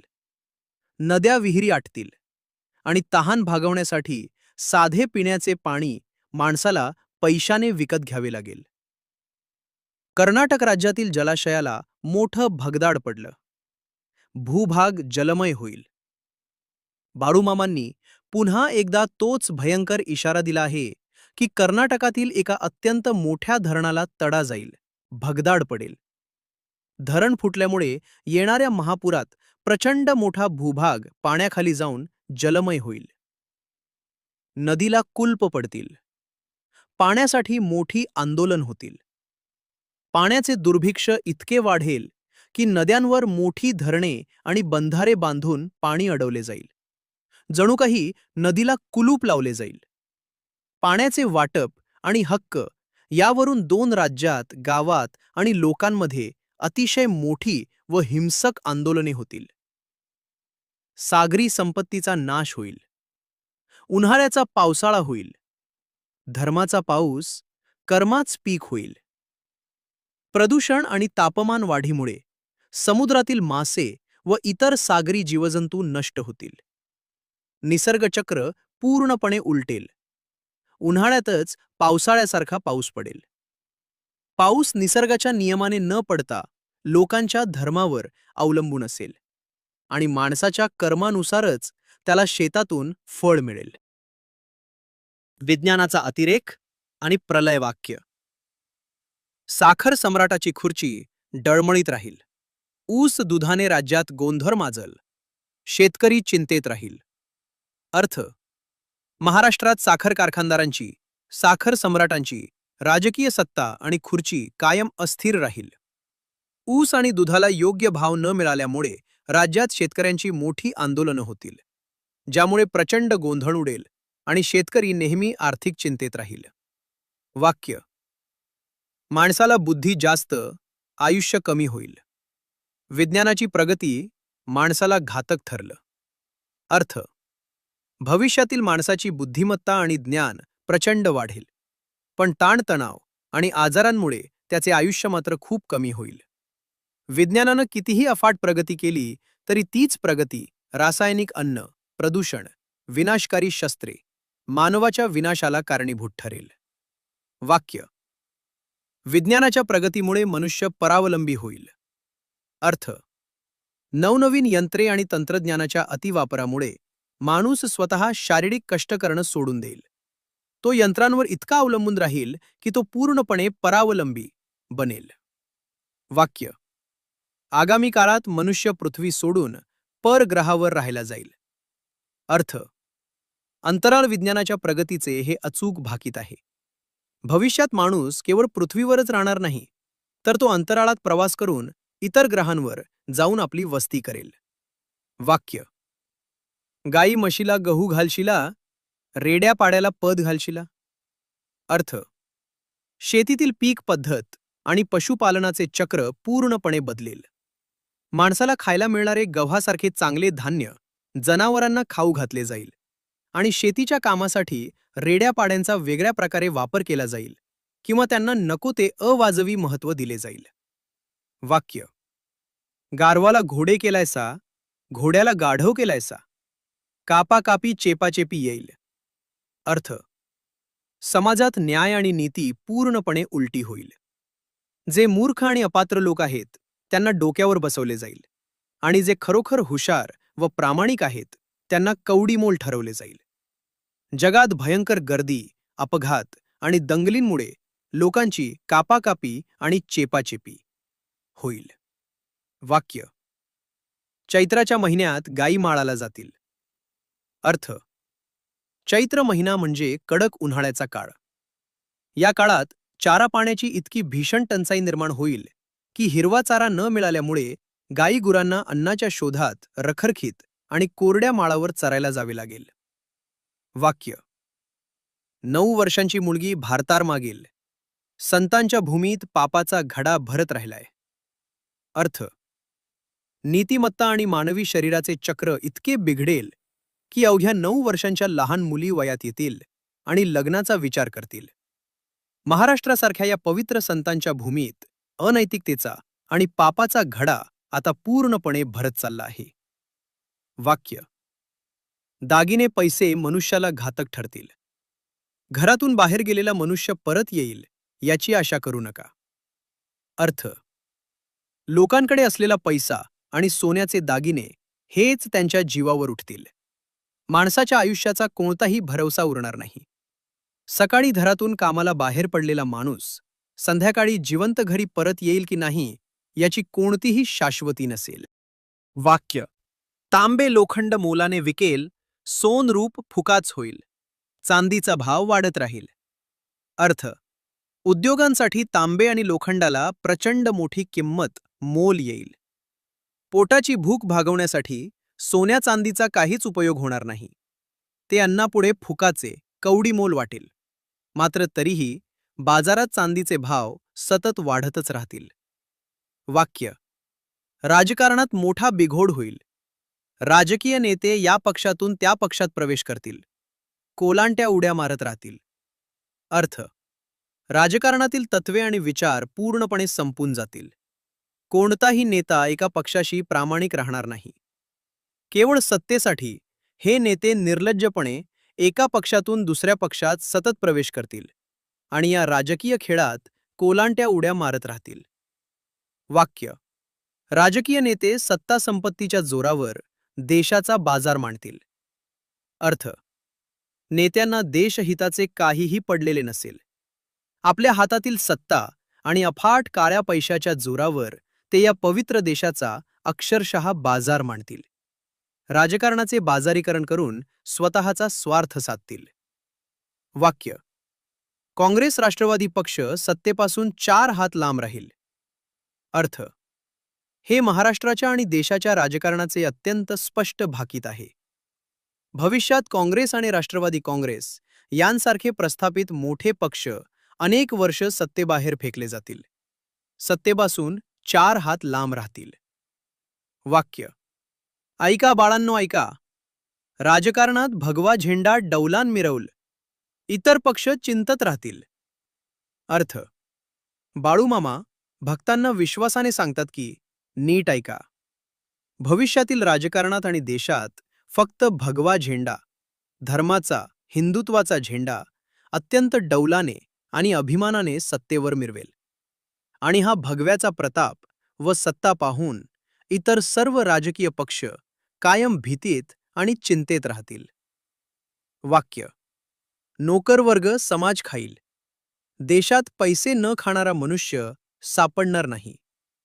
अर्थ: सरकारी अधिकारी आणि नोकरशहा हे जनतेची सेवा करण्याऐवजी लाचखोरी करून संपूर्ण समाजाला लुटून खातील. संपूर्ण देशात असा एकही अधिकारी किंवा माणूस शोधून सापडणार नाही जो भ्रष्टाचार करत नाही किंवा ज्याने लाच खाल्लेली नाही. भ्रष्टाचाराने कळस गाठलेला असेल. वाक्य: 12 महिने लग्नकार्य चालतील. काँग्रेस पक्षात 2 गट पडून भांडणे लागतील. अर्थ: पूर्वीच्या काळी लग्नाचे ठराविक मुहूर्त आणि ऋतू असायचे. पण भविष्यात हे सर्व नियम मोडून लोक वर्षभर 12ही महिने लग्ने करतील. राजकारणाचे अचूक भाकीत करताना मामा म्हणतात की देशावर अनेक वर्ष राज्य करणाऱ्या काँग्रेस पक्षात उभी फूट पडेल आणि 2 गट एकमेकांशी सत्तेसाठी भांडत राहतील. हे आजच्या राजकीय वास्तवाशी अगदी तंतोतंत जुळते. वाक्य: पंच लोक दोन्हीकडील पैसे खाऊन भांडण लावतील.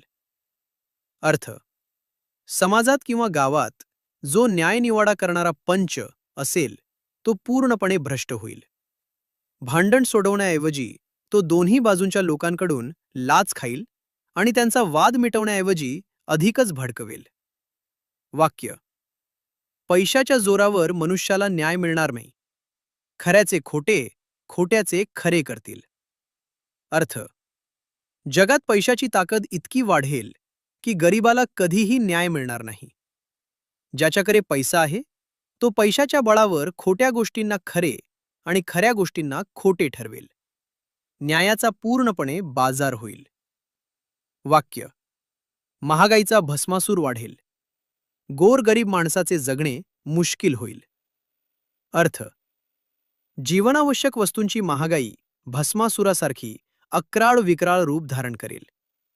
गरिबांना 2 वेळचे अन्न मिळवणेही अत्यंत कठीण होईल आणि त्यांचे जगणे मुश्किल, अशक्य होऊन बसेल. वाक्य: चीन राष्ट्र भारताच्या हद्दीत बंडखोर करेल. नेपाळ हद्दीत हल्ला करेल. अर्थ: चीन हा देश भारताच्या सीमेवर घुसखोरी आणि कुरापती बंडखोरी काढेल. एवढेच नाही तर चीन भारताच्या शेजारील नेपाळ देशाच्या हद्दीतही लष्करी हल्ला किंवा अतिक्रमण करून अस्थिरता निर्माण करेल. वाक्य: गुंडांचं राज्य चालेल, अतिरेकी लोक येतील, मोठा घोटाळा करून जातील, बॉम्बस्फोट होतील. अर्थ: देशात कायद्याचा धाक उरणार नाही, सगळीकडे गुंडांची दहशत आणि राज्य चालेल, बाहेरून दहशतवादी अतिरेकी घुसतील आणि देशात भयंकर जाळपोळ, घोटाळे आणि मोठे बॉम्बस्फोट घडवून आणतील, ज्यामुळे निष्पाप लोकांचे प्राण जातील. वाक्य: दिल्लीच्या गादीला धक्का बसल, भारत-पाक सीमेवर रण घुमेल. अर्थ: भारत सरकारच्या सत्तेला, दिल्लीच्या गादीला एखादा अचानक आणि खूप मोठा राजकीय किंवा युद्धजन्य धक्का बसेल.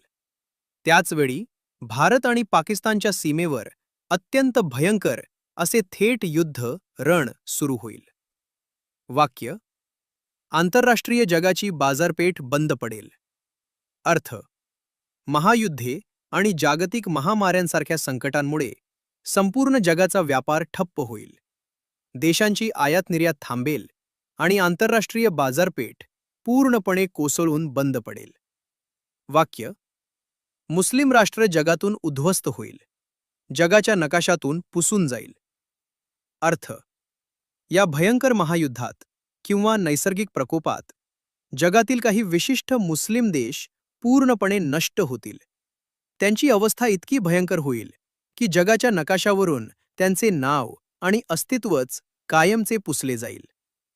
वाक्य: 10 सेंटीमीटर कपडे घालणारा मनुष्य जन्माला येईल, सुनामी होईल, वादळ भूकंप याने मनुष्याची उलथापालथ होईल. अर्थ: मानवी संस्कृती आणि नीतिमत्ता पूर्णपणे रसातळाला जाईल. लोक अंगावर अगदी तोकडे 10 सेंटीमीटरचे कपडे घालू लागतील. याच काळात निसर्गाचा भयंकर कोप होईल. समुद्रात त्सुनामी, विनाशकारी चक्रीवादळे आणि मोठे भूकंप येऊन संपूर्ण जगाची व मानवी जीवनाची भयंकर उलथापालथ होईल. वाक्य: कृष्णेच्या काठी 9,00,000 बांगड्या फुटतील, रक्ताचे पाट वाहतील. अर्थ: ही बाळूमामांच्या भाकणुकीतील अत्यंत भयानक आणि अंगावर काटा आणणारी ओळ आहे. कृष्णा नदीच्या काठावर महाराष्ट्र, कर्नाटक, आंध्र प्रदेशच्या पट्ट्यात भविष्यात इतके भयंकर युद्ध, दंगल किंवा महाप्रलय येईल की त्यात लाखो पुरुषांचे प्राण जातील. त्यामुळे 9,00,000 स्त्रियांच्या बांगड्या फुटतील, त्या एकाच वेळी विधवा होतील. तिथे अक्षरशः माणसांच्या रक्ताचे पाट वाहतील इतका मोठा संहार होईल. सामाजिक अधोगती आणि दैवी कोप. वाक्य: उगवता पेटलं, मावळता विजलं, अलंब दुनियेचा चौथाई कोणा ओसाड पडेल. अर्थ: उगवता म्हणजे पूर्व दिशा आणि मावळता म्हणजे पश्चिम दिशा. भविष्यात होणाऱ्या भयंकर महायुद्धात पूर्व दिशा किंवा पूर्वेकडील देश आगीच्या ज्वालांनी पेटून उठेल आणि पश्चिमेकडील देश पूर्णपणे नष्ट, विजून होतील. या विनाशकारी युद्धात आणि नैसर्गिक आपत्तींमध्ये संपूर्ण जगाचा, आलम दुनियेचा 1/4 25% भाग पूर्णपणे निर्मनुष्य आणि ओसाड पडून नष्ट होईल. वाक्य: एक पुरुषाला 7 बायका होतील, पुरुष झाडाच्या शेंड्याला चढून बसतील. अर्थ: या भयंकर महायुद्धात किंवा महामाऱ्यांमध्ये पुरुषांचे इतक्या मोठ्या प्रमाणावर मृत्यू होतील की जगात पुरुषांची संख्या अतिशय कमी उरेल. एका पुरुषाच्या मागे 7 बायका येतील इतके हे प्रमाण बिघडेल. तसेच बायकांच्या वाढत्या वर्चस्वामुळे किंवा संकटांच्या भीतीमुळे पुरुष अक्षरशः लाचार होऊन लपून बसतील, झाडाच्या शेंड्याला चढून बसतील. वाक्य: नवऱ्याला बायको थोबाडीत मारलं, नदीचा माळ, माळाची नदी होईल, नदीला कुलूप पडतील. अर्थ: नवऱ्याला बायको थोबाडीत मारलं, घरातील कुटुंब व्यवस्था आणि आदराची भावना पूर्णपणे संपुष्टात येईल. पुरुषप्रधान संस्कृती जाऊन बायकांचे वर्चस्व इतके वाढेल की क्षुल्लक कारणांवरून बायका आपल्या नवऱ्याचा अपमान करतील आणि मारहाण करतील. नदीचा माळ, माराची नदी होईल, नदीला कुलूप पडतील, निसर्गाचा भयंकर कोप होईल. जिथे पूर्वी मोठ्या नद्या वाहत होत्या तिथे कोरडे माळरान, वाळवंट तयार होईल. आणि जिथे कोरडे माळरान होते तिथून अचानक नद्या वाहू लागतील, महापूर येतील. नद्यांवर पाणी अडवण्यासाठी इतकी धरणे बांधली जातील की जणू नदीला कुलूप लावून पाणी विकले जाईल. वाक्य. नाव बाईला सतपण आहे, जगात मोठं एक नवल होईल. अर्थ. स्त्रीला पूर्वी जे पावित्र्य आणि सतीत्व, सतपण असायचे ते भविष्यात केवळ नावापुरतेच उरेल. स्त्रियांचे आचरण पूर्णपणे बदलेल. याच काळात संपूर्ण जगाला अचंबित करणारे एक अत्यंत भयंकर आणि मोठे नवल चमत्कार पाहायला मिळेल. वाक्य. भाऊ भाऊ बहिणीत प्रेम प्रकरण चाललं, लग्नकार्य होईल. अर्थ. ही ओळ समाजातील नीतिमत्तेच्या अत्यंत खालच्या पातळीचे दर्शन घडवते. मानवी नात्यांची पवित्रता इतकी नष्ट होईल की सख्या किंवा चुलत भाऊ बहिणींमध्येच अनैतिक प्रेमसंबंध निर्माण होतील आणि लाजाळूपणा सोडून ते एकमेकांशी लग्नकार्य देखील करतील. वाक्य. भाऊ बहिणीच्या नात्याला कलंक लागलं, कारिमा फासल. अर्थ. जे भाऊ बहिणीचे नाते जगात सर्वात पवित्र मानले जाते त्या नात्यावर भविष्यात वासनेचा आणि स्वार्थाचा अत्यंत भयंकर कलंक लागेल. या नात्याची जगात बदनामी होईल, काळीमा फासला जाईल. वाक्य. भावाला बहीण ओळखण झाली आहे, सासू सासऱ्याला सून ओळखण झाली आहे. अर्थ. रक्ताच्या आणि प्रेमाच्या नात्यात पूर्णपणे दुरावा निर्माण होईल. भाऊ आणि बहीण एकमेकांशी अनोळखी माणसांसारखे, परक्यासारखे वागतील.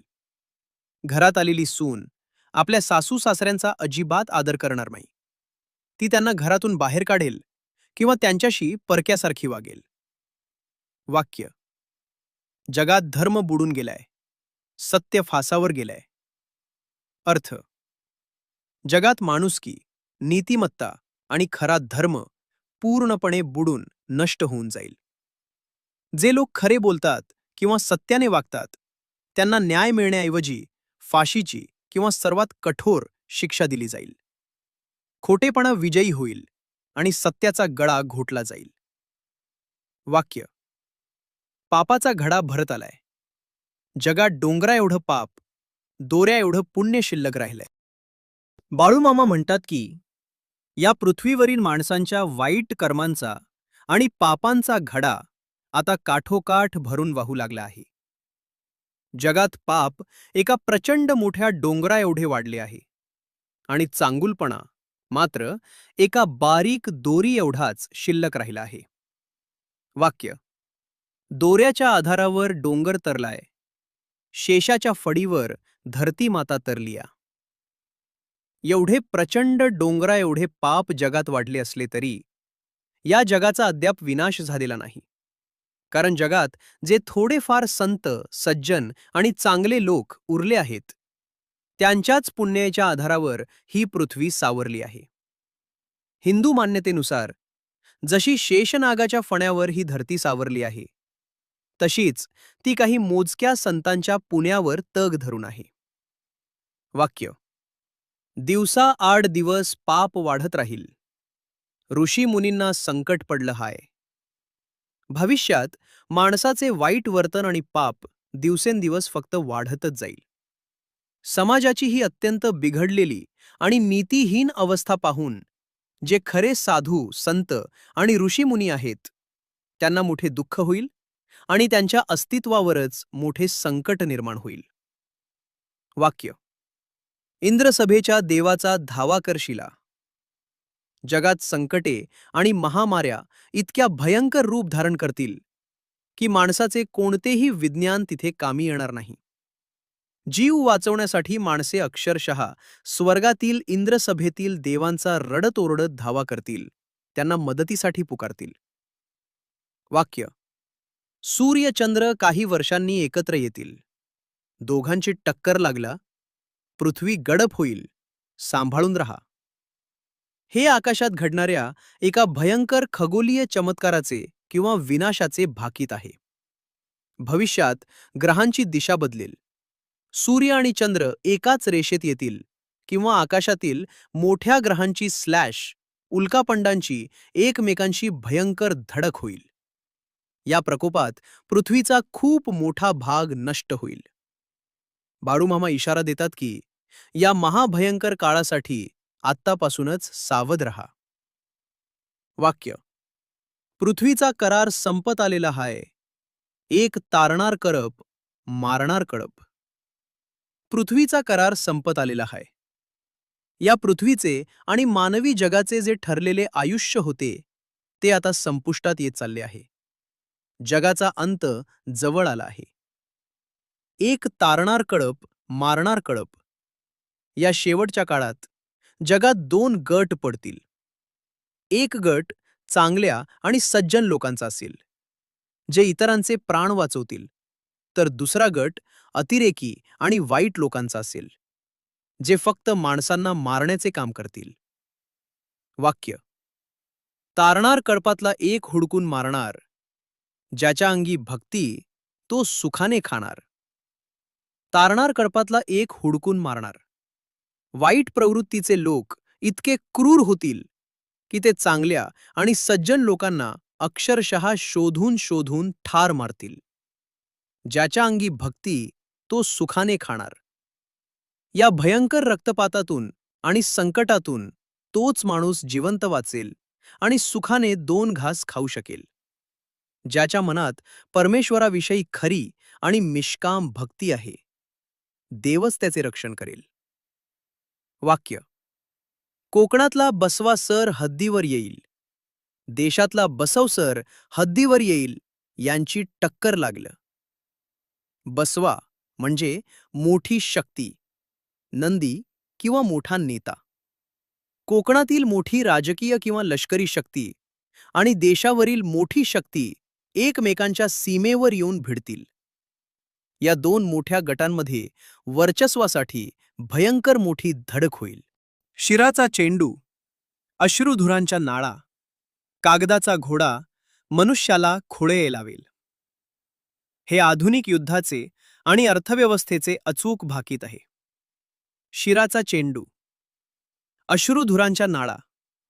युद्धात माणसांचे मुडदे पाडणारे भयंकर बॉम्ब, शिराचा चेंडू, आणि लोकांना पांगवण्यासाठी वापरण्यात येणाऱ्या अश्रुधुराच्या नळकांड्या, बंदुका, अश्रुधुरांच्या नाळा यांचा सर्रास वापर होईल. कागदाचा घोडा मनुष्याला खुळे लावेल. कागदाचा घोडा म्हणजे कागदी पैसा, नोटा, शेअर बाजार किंवा खोटे करार. या कागदी पैशाच्या हव्यासापोटी माणूस अक्षरशः वेडा, खुळा होईल आणि स्वतःचा विनाश ओढवून घेईल. मोठं लोक दारात बसतील, कामगार लोक घरात दडून बसतील. संप हार तालाची पाळी देशावर येईल. मोठे कारखानदार आणि मालक, मोठं लोक, कामगारांअभावी हतबल होऊन कारखान्याच्या दारात रिकामे बसतील. आणि दुसरीकडे कामगार लोक भीतीने किंवा आंदोलनामुळे घरात दडून बसतील. देशातील संपूर्ण उद्योगधंदे ठप्प होतील आणि सर्वत्र मोठे संप आणि हरताळ, लॉकडाऊन/स्ट्राईक पुकारण्याची वेळ या देशावर येईल. दुनिया पेटलं, काळ रात्र येईल, अकस्मात तारा तुटल. तिसऱ्या महायुद्धामुळे किंवा दंगलीमुळे संपूर्ण जगात हाहाकार माजेल, दुनिया पेटेल. मानवजातीवर अत्यंत भयंकर संकटाची काळ रात्र येईल. याच काळात आकाशातून अचानक, अकस्मात एखादा मोठा तारा किंवा उल्का तुटून पृथ्वीवर पडेल, ज्यामुळे अतोनात विनाश होईल. जंगलातले पक्षी गावात येतील, धुमाकूळ घालतील. गावातील मनुष्य भयभीत होतील. माणसाने जंगले नष्ट केल्यामुळे आणि निसर्गाच्या भयंकर बदलांमुळे जंगलातील दुर्मिळ पक्षी आणि वन्य प्राणी अन्नाच्या शोधात थेट माणसांच्या गावात आणि शहरात घुसतील. ते असा काही धुमाकूळ, टोळधाड किंवा प्राण्यांचे हल्ले घालतील की माणसाच्या मनात प्रचंड दहशत बसेल आणि लोक भीतीने थरथर कापतील. उगवते पेटलं, मावळते विजल, आलम दुनियेचा कोणा ओसाड पडल. ही ओर पूर्वीही आली होती, जी युद्धाची व्याप्ती सांगते. उगवती दिशा, पूर्वेकडील देश, महायुद्धाच्या आगीत भस्मसात होतील आणि मावळती दिशा, पश्चिमेकडील देश पूर्णपणे नष्ट विजून होतील. या सर्वांचा परिणाम म्हणून संपूर्ण जगाचा, आलम दुनियेचा एक मोठा कोपरा कायमचा निर्मनुष्य, भकास आणि ओसाड पडून राहील.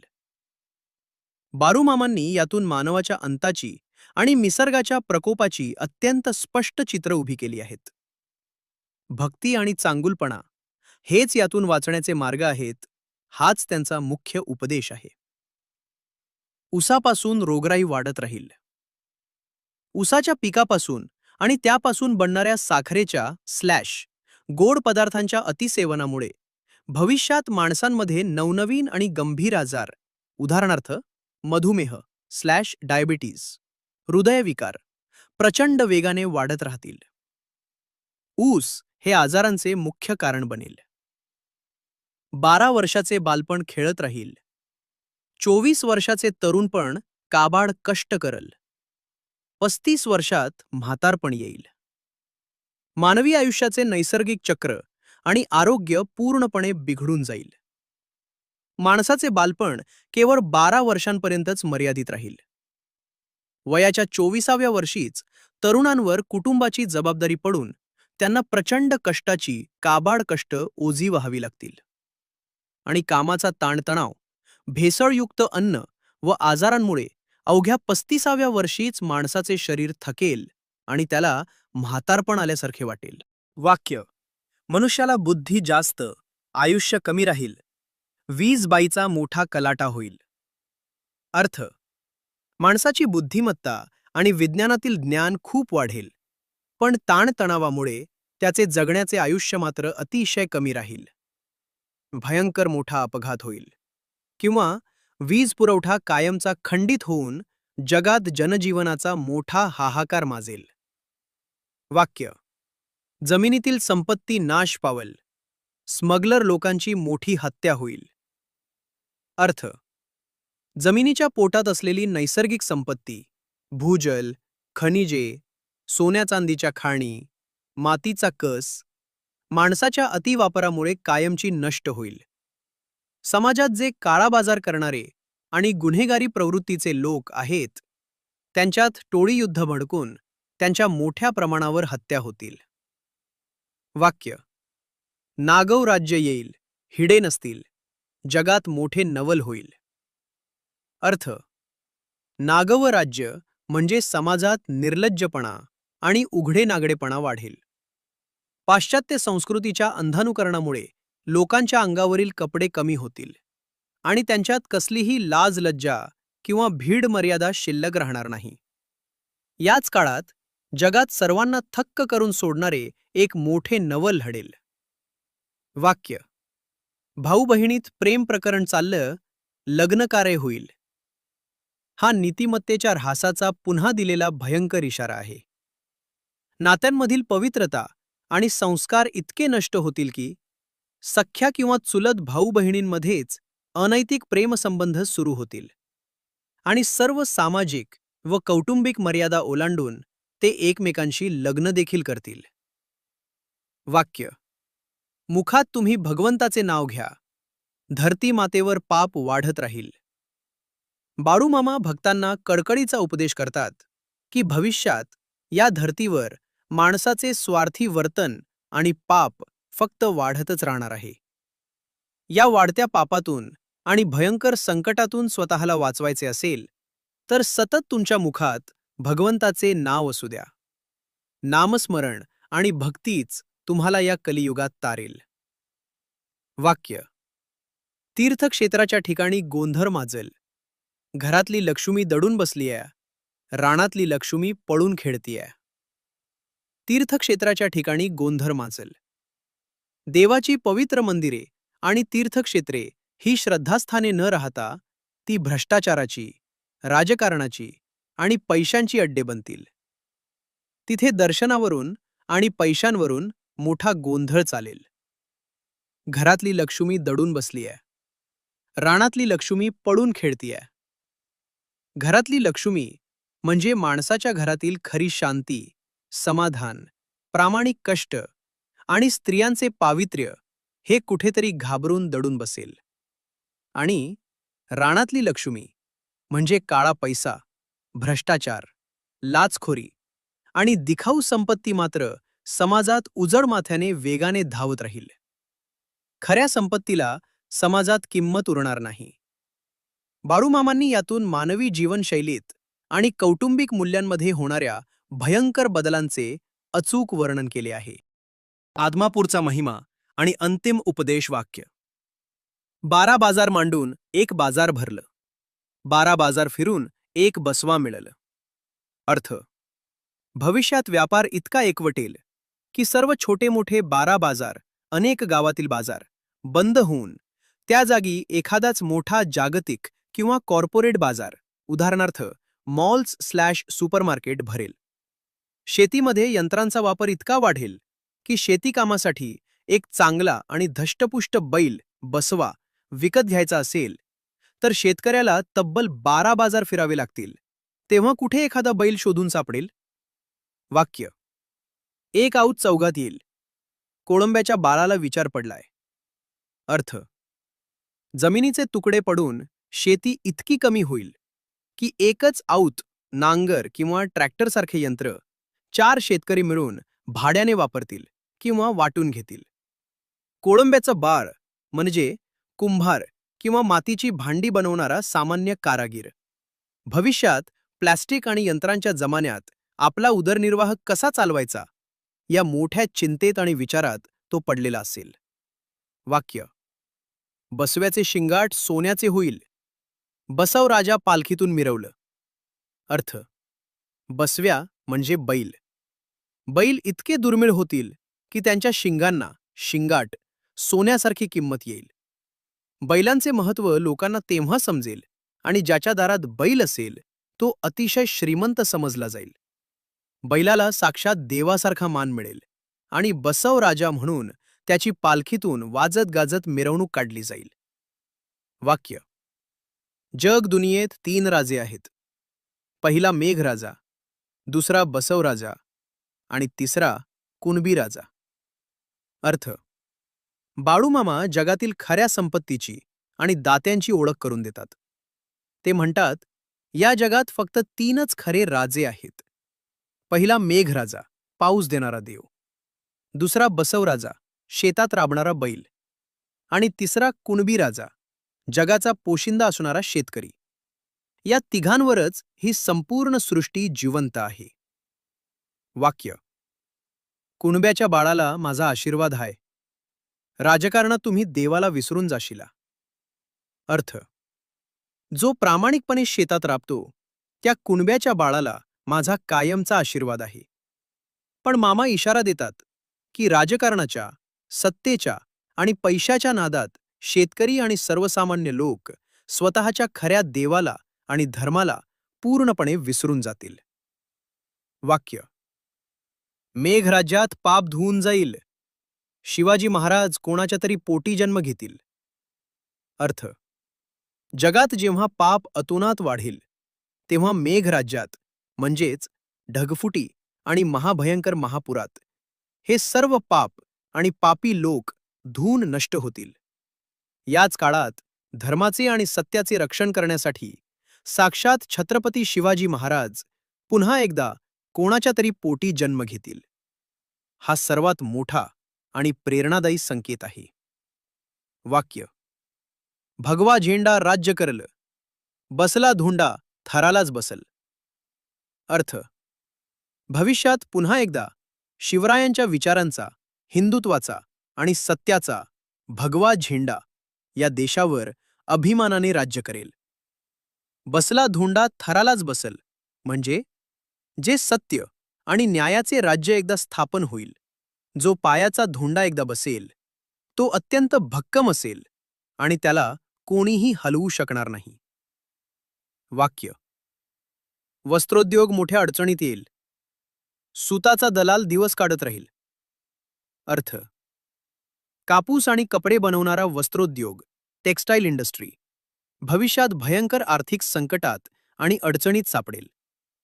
या व्यवसायातील जे मध्यस्थ किंवा सुताचे दलाल आहेत त्यांचा धंदा बुडेल आणि ते अत्यंत हलाखीत कसेबसे आपले दिवस ढकलत राहतील. वाक्य: नवखंड पृथ्वी 10वी काशी बरोबर हाय.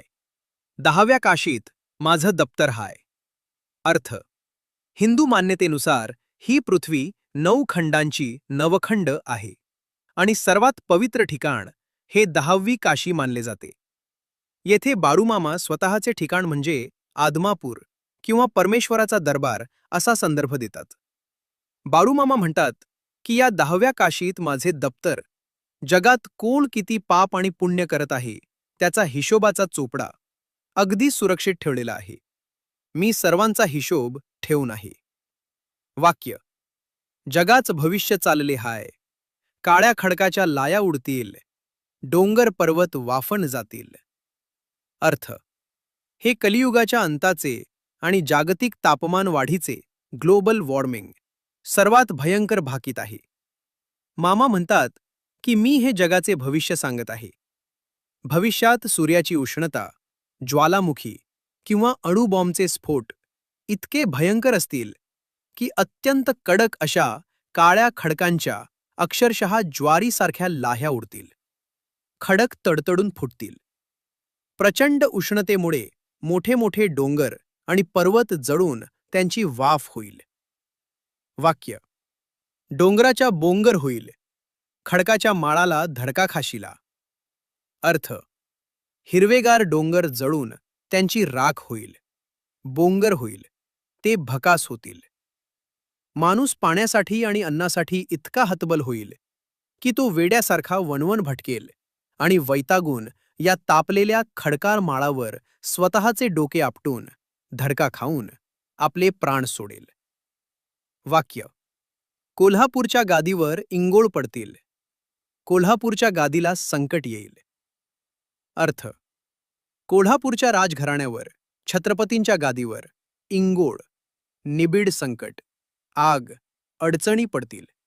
म्हणजेच या ऐतिहासिक आणि सन्माननीय गादीवर भविष्यात अत्यंत मोठे आणि कठीण राजकीय किंवा सामाजिक संकट उभे राहील. वाक्य: रात्री 12च्या वेळेला नेत्रातून पाणी पडत हाय, परमेश्वर निवाडा करल. अर्थ: हे संकट किंवा समाजाची एकूणच वाईट अवस्था पाहून साक्षात कोल्हापूरच्या अंबाबाईच्या, महालक्ष्मीच्या डोळ्यांतून, नेत्रातून मध्यरात्री 12 वाजता अश्रू ढाळले जातील. पाणी पडत आहे.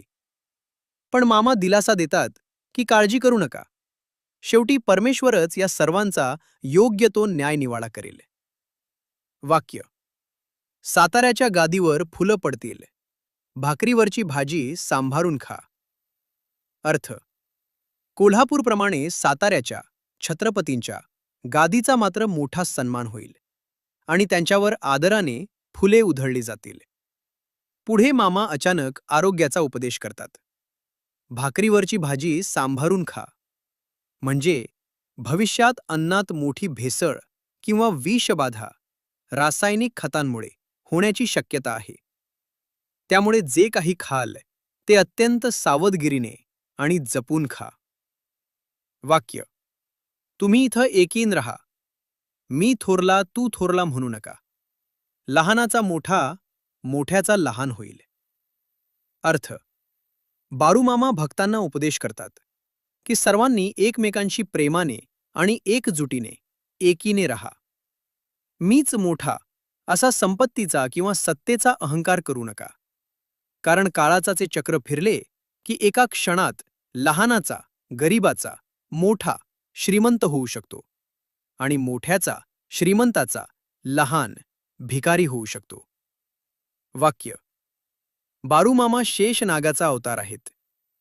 आदमापूर गावात मी निशाण रोवलंय, माझं ठाण मांडलंय. अर्थ: बाळूमामा स्वतःचे रहस्य उलगडताना सांगतात की मी साक्षात पृथ्वीला तोलून धरणाऱ्या शेष नागाचा अवतार आहे. मी आदमापूर या गावात भक्तीचे आणि शक्तीचे निशाण, झेंडा कायमचे रोवले आहे. तिथे मी माझे ठाण, स्थान / बैठक मांडले आहे. मी माझ्या भक्तांसाठी तिथे कायमस्वरूपी हजर आहे. वाक्य: बाळूमामांचा त्रिभुवनात जय जयकार होईल. आदमापूर बाळूमामांची पवित्र भूमी पुण्य राहील.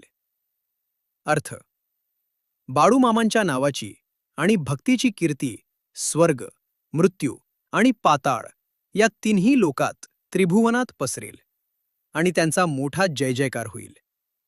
ज्या आदमापूरमध्ये त्यांनी वास्तव्य केले ती भूमी कायम अतिशय पवित्र, जागृत आणि पुण्यवान राहील.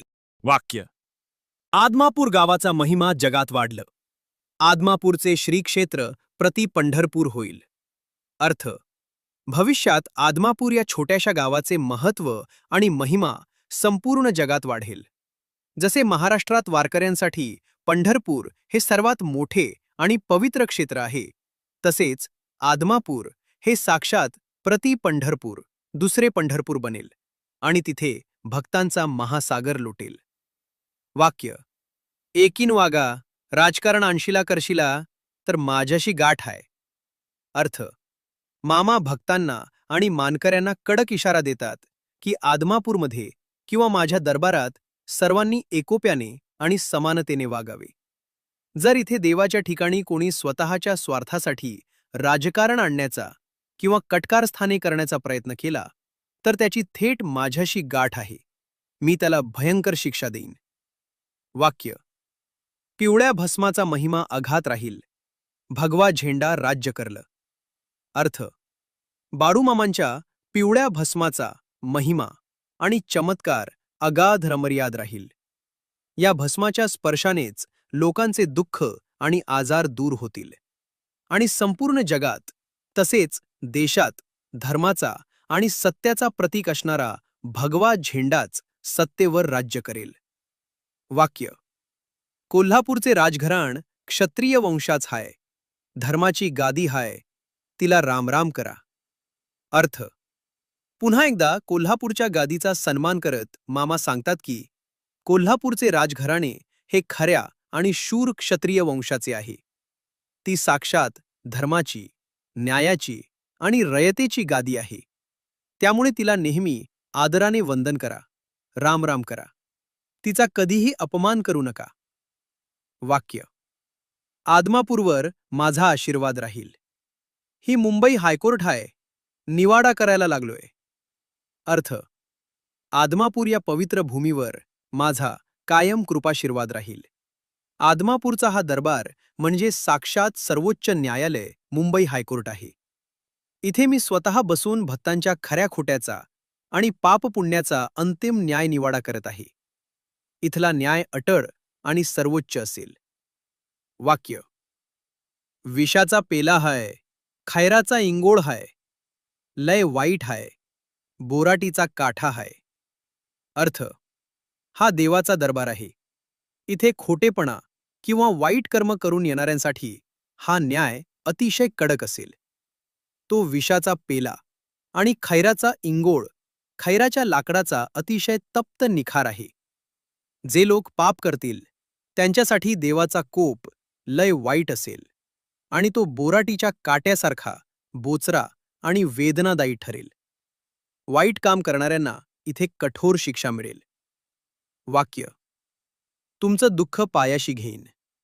माझ्या झोळीतल 2 शिंपी तुम्हाला देईन. अर्थ: हे भक्तांना दिलेले सर्वात मोठे आणि भावनिक आश्वासन आहे. मामा म्हणतात की जो खऱ्या मनाने आणि श्रद्धेने मला शरण येईल त्याचे सर्व दुःख, संकटे आणि आजार मी माझ्या पायांजवळ घेईन आणि बदल्यात माझ्या भिक्षापात्रातील 2 शिंपी, अक्षय्य सुख, शांती आणि समृद्धीचे मोठे दान मी तुम्हाला भरभरून देईन. वाक्य: करशिला सेवा तर खाशीला मेवा. कांबळ्याचा शेवट घालीन, पोटाशी धरीन, जतन करीन. अर्थ: जर तुम्ही देवाची आणि गोरगरिबांची खऱ्या मनाने सेवा केलीत तरच तुम्हाला त्याचे गोड फळ किंवा आशीर्वाद मिळेल. जो अशी निस्वार्थ सेवा करेल त्याला मी माझ्या घोंगडीच्या पदरात किंवा सावलीत घेईन. एखाद्या लहान मुलासारखे त्याला प्रेमाने पोटाशी धरेन आणि त्याचे सर्व संकटांपासून अत्यंत काळजीपूर्वक रक्षण करीन. वाक्य: पांढरीची राखीन करीन, छाया धरीन, गावातली इडापिडा दूर करीन. अर्थ: पांढरी म्हणजे संपूर्ण गाव किंवा समाज. मामा आश्वासन देतात की मी या संपूर्ण गावाची आणि माझ्या भक्तांची राखण करीन. सर्वांवर माझ्या कृपेची सावली धरीन. गावात येणारी कोणतीही भयंकर संकटे, आजार, दुष्काळ किंवा वाईट शक्ती मी वेशीवरच थोपवीन आणि ती कायमची दूर करीन. वाक्य: 12 बलोतेदारांना सुखी ठेवीन. गावात रिद्धिसिद्धी नांदल करीन. पंढरीची राखण करीन. अर्थ: 12 बलोतेदार म्हणजे गावातील सर्व 18 पगड जाती आणि व्यवसाय करणारे कष्टकरी लोक. बाळूमामा म्हणतात की मी समाजातील प्रत्येक घटकाला आणि सर्व कष्टकऱ्यांना सुखी समाधानी ठेवीन. या गावात मी रिद्धिसिद्धी, प्रचंड धनधान्य, ऐश्वर्य आणि यश कायमस्वरूपी नांदायला लावीन. हे आदमापूर जे भविष्यात दुसरे पंढरपूर होणार आहे, त्याची मी साक्षात स्वतः उभा राहून राखण करीन. वाक्य: ही अशी श्री संत बाळूमामाची भाकणूक आहे.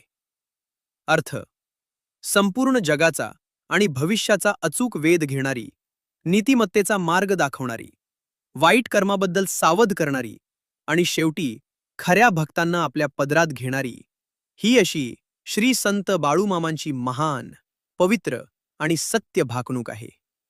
जय बाळूमामा. जर तुम्ही चॅनलवरती नवीन असाल तर सबस्क्राईब नक्की करा आणि व्हिडिओला लाईक करायला विसरू नका. धन्यवाद.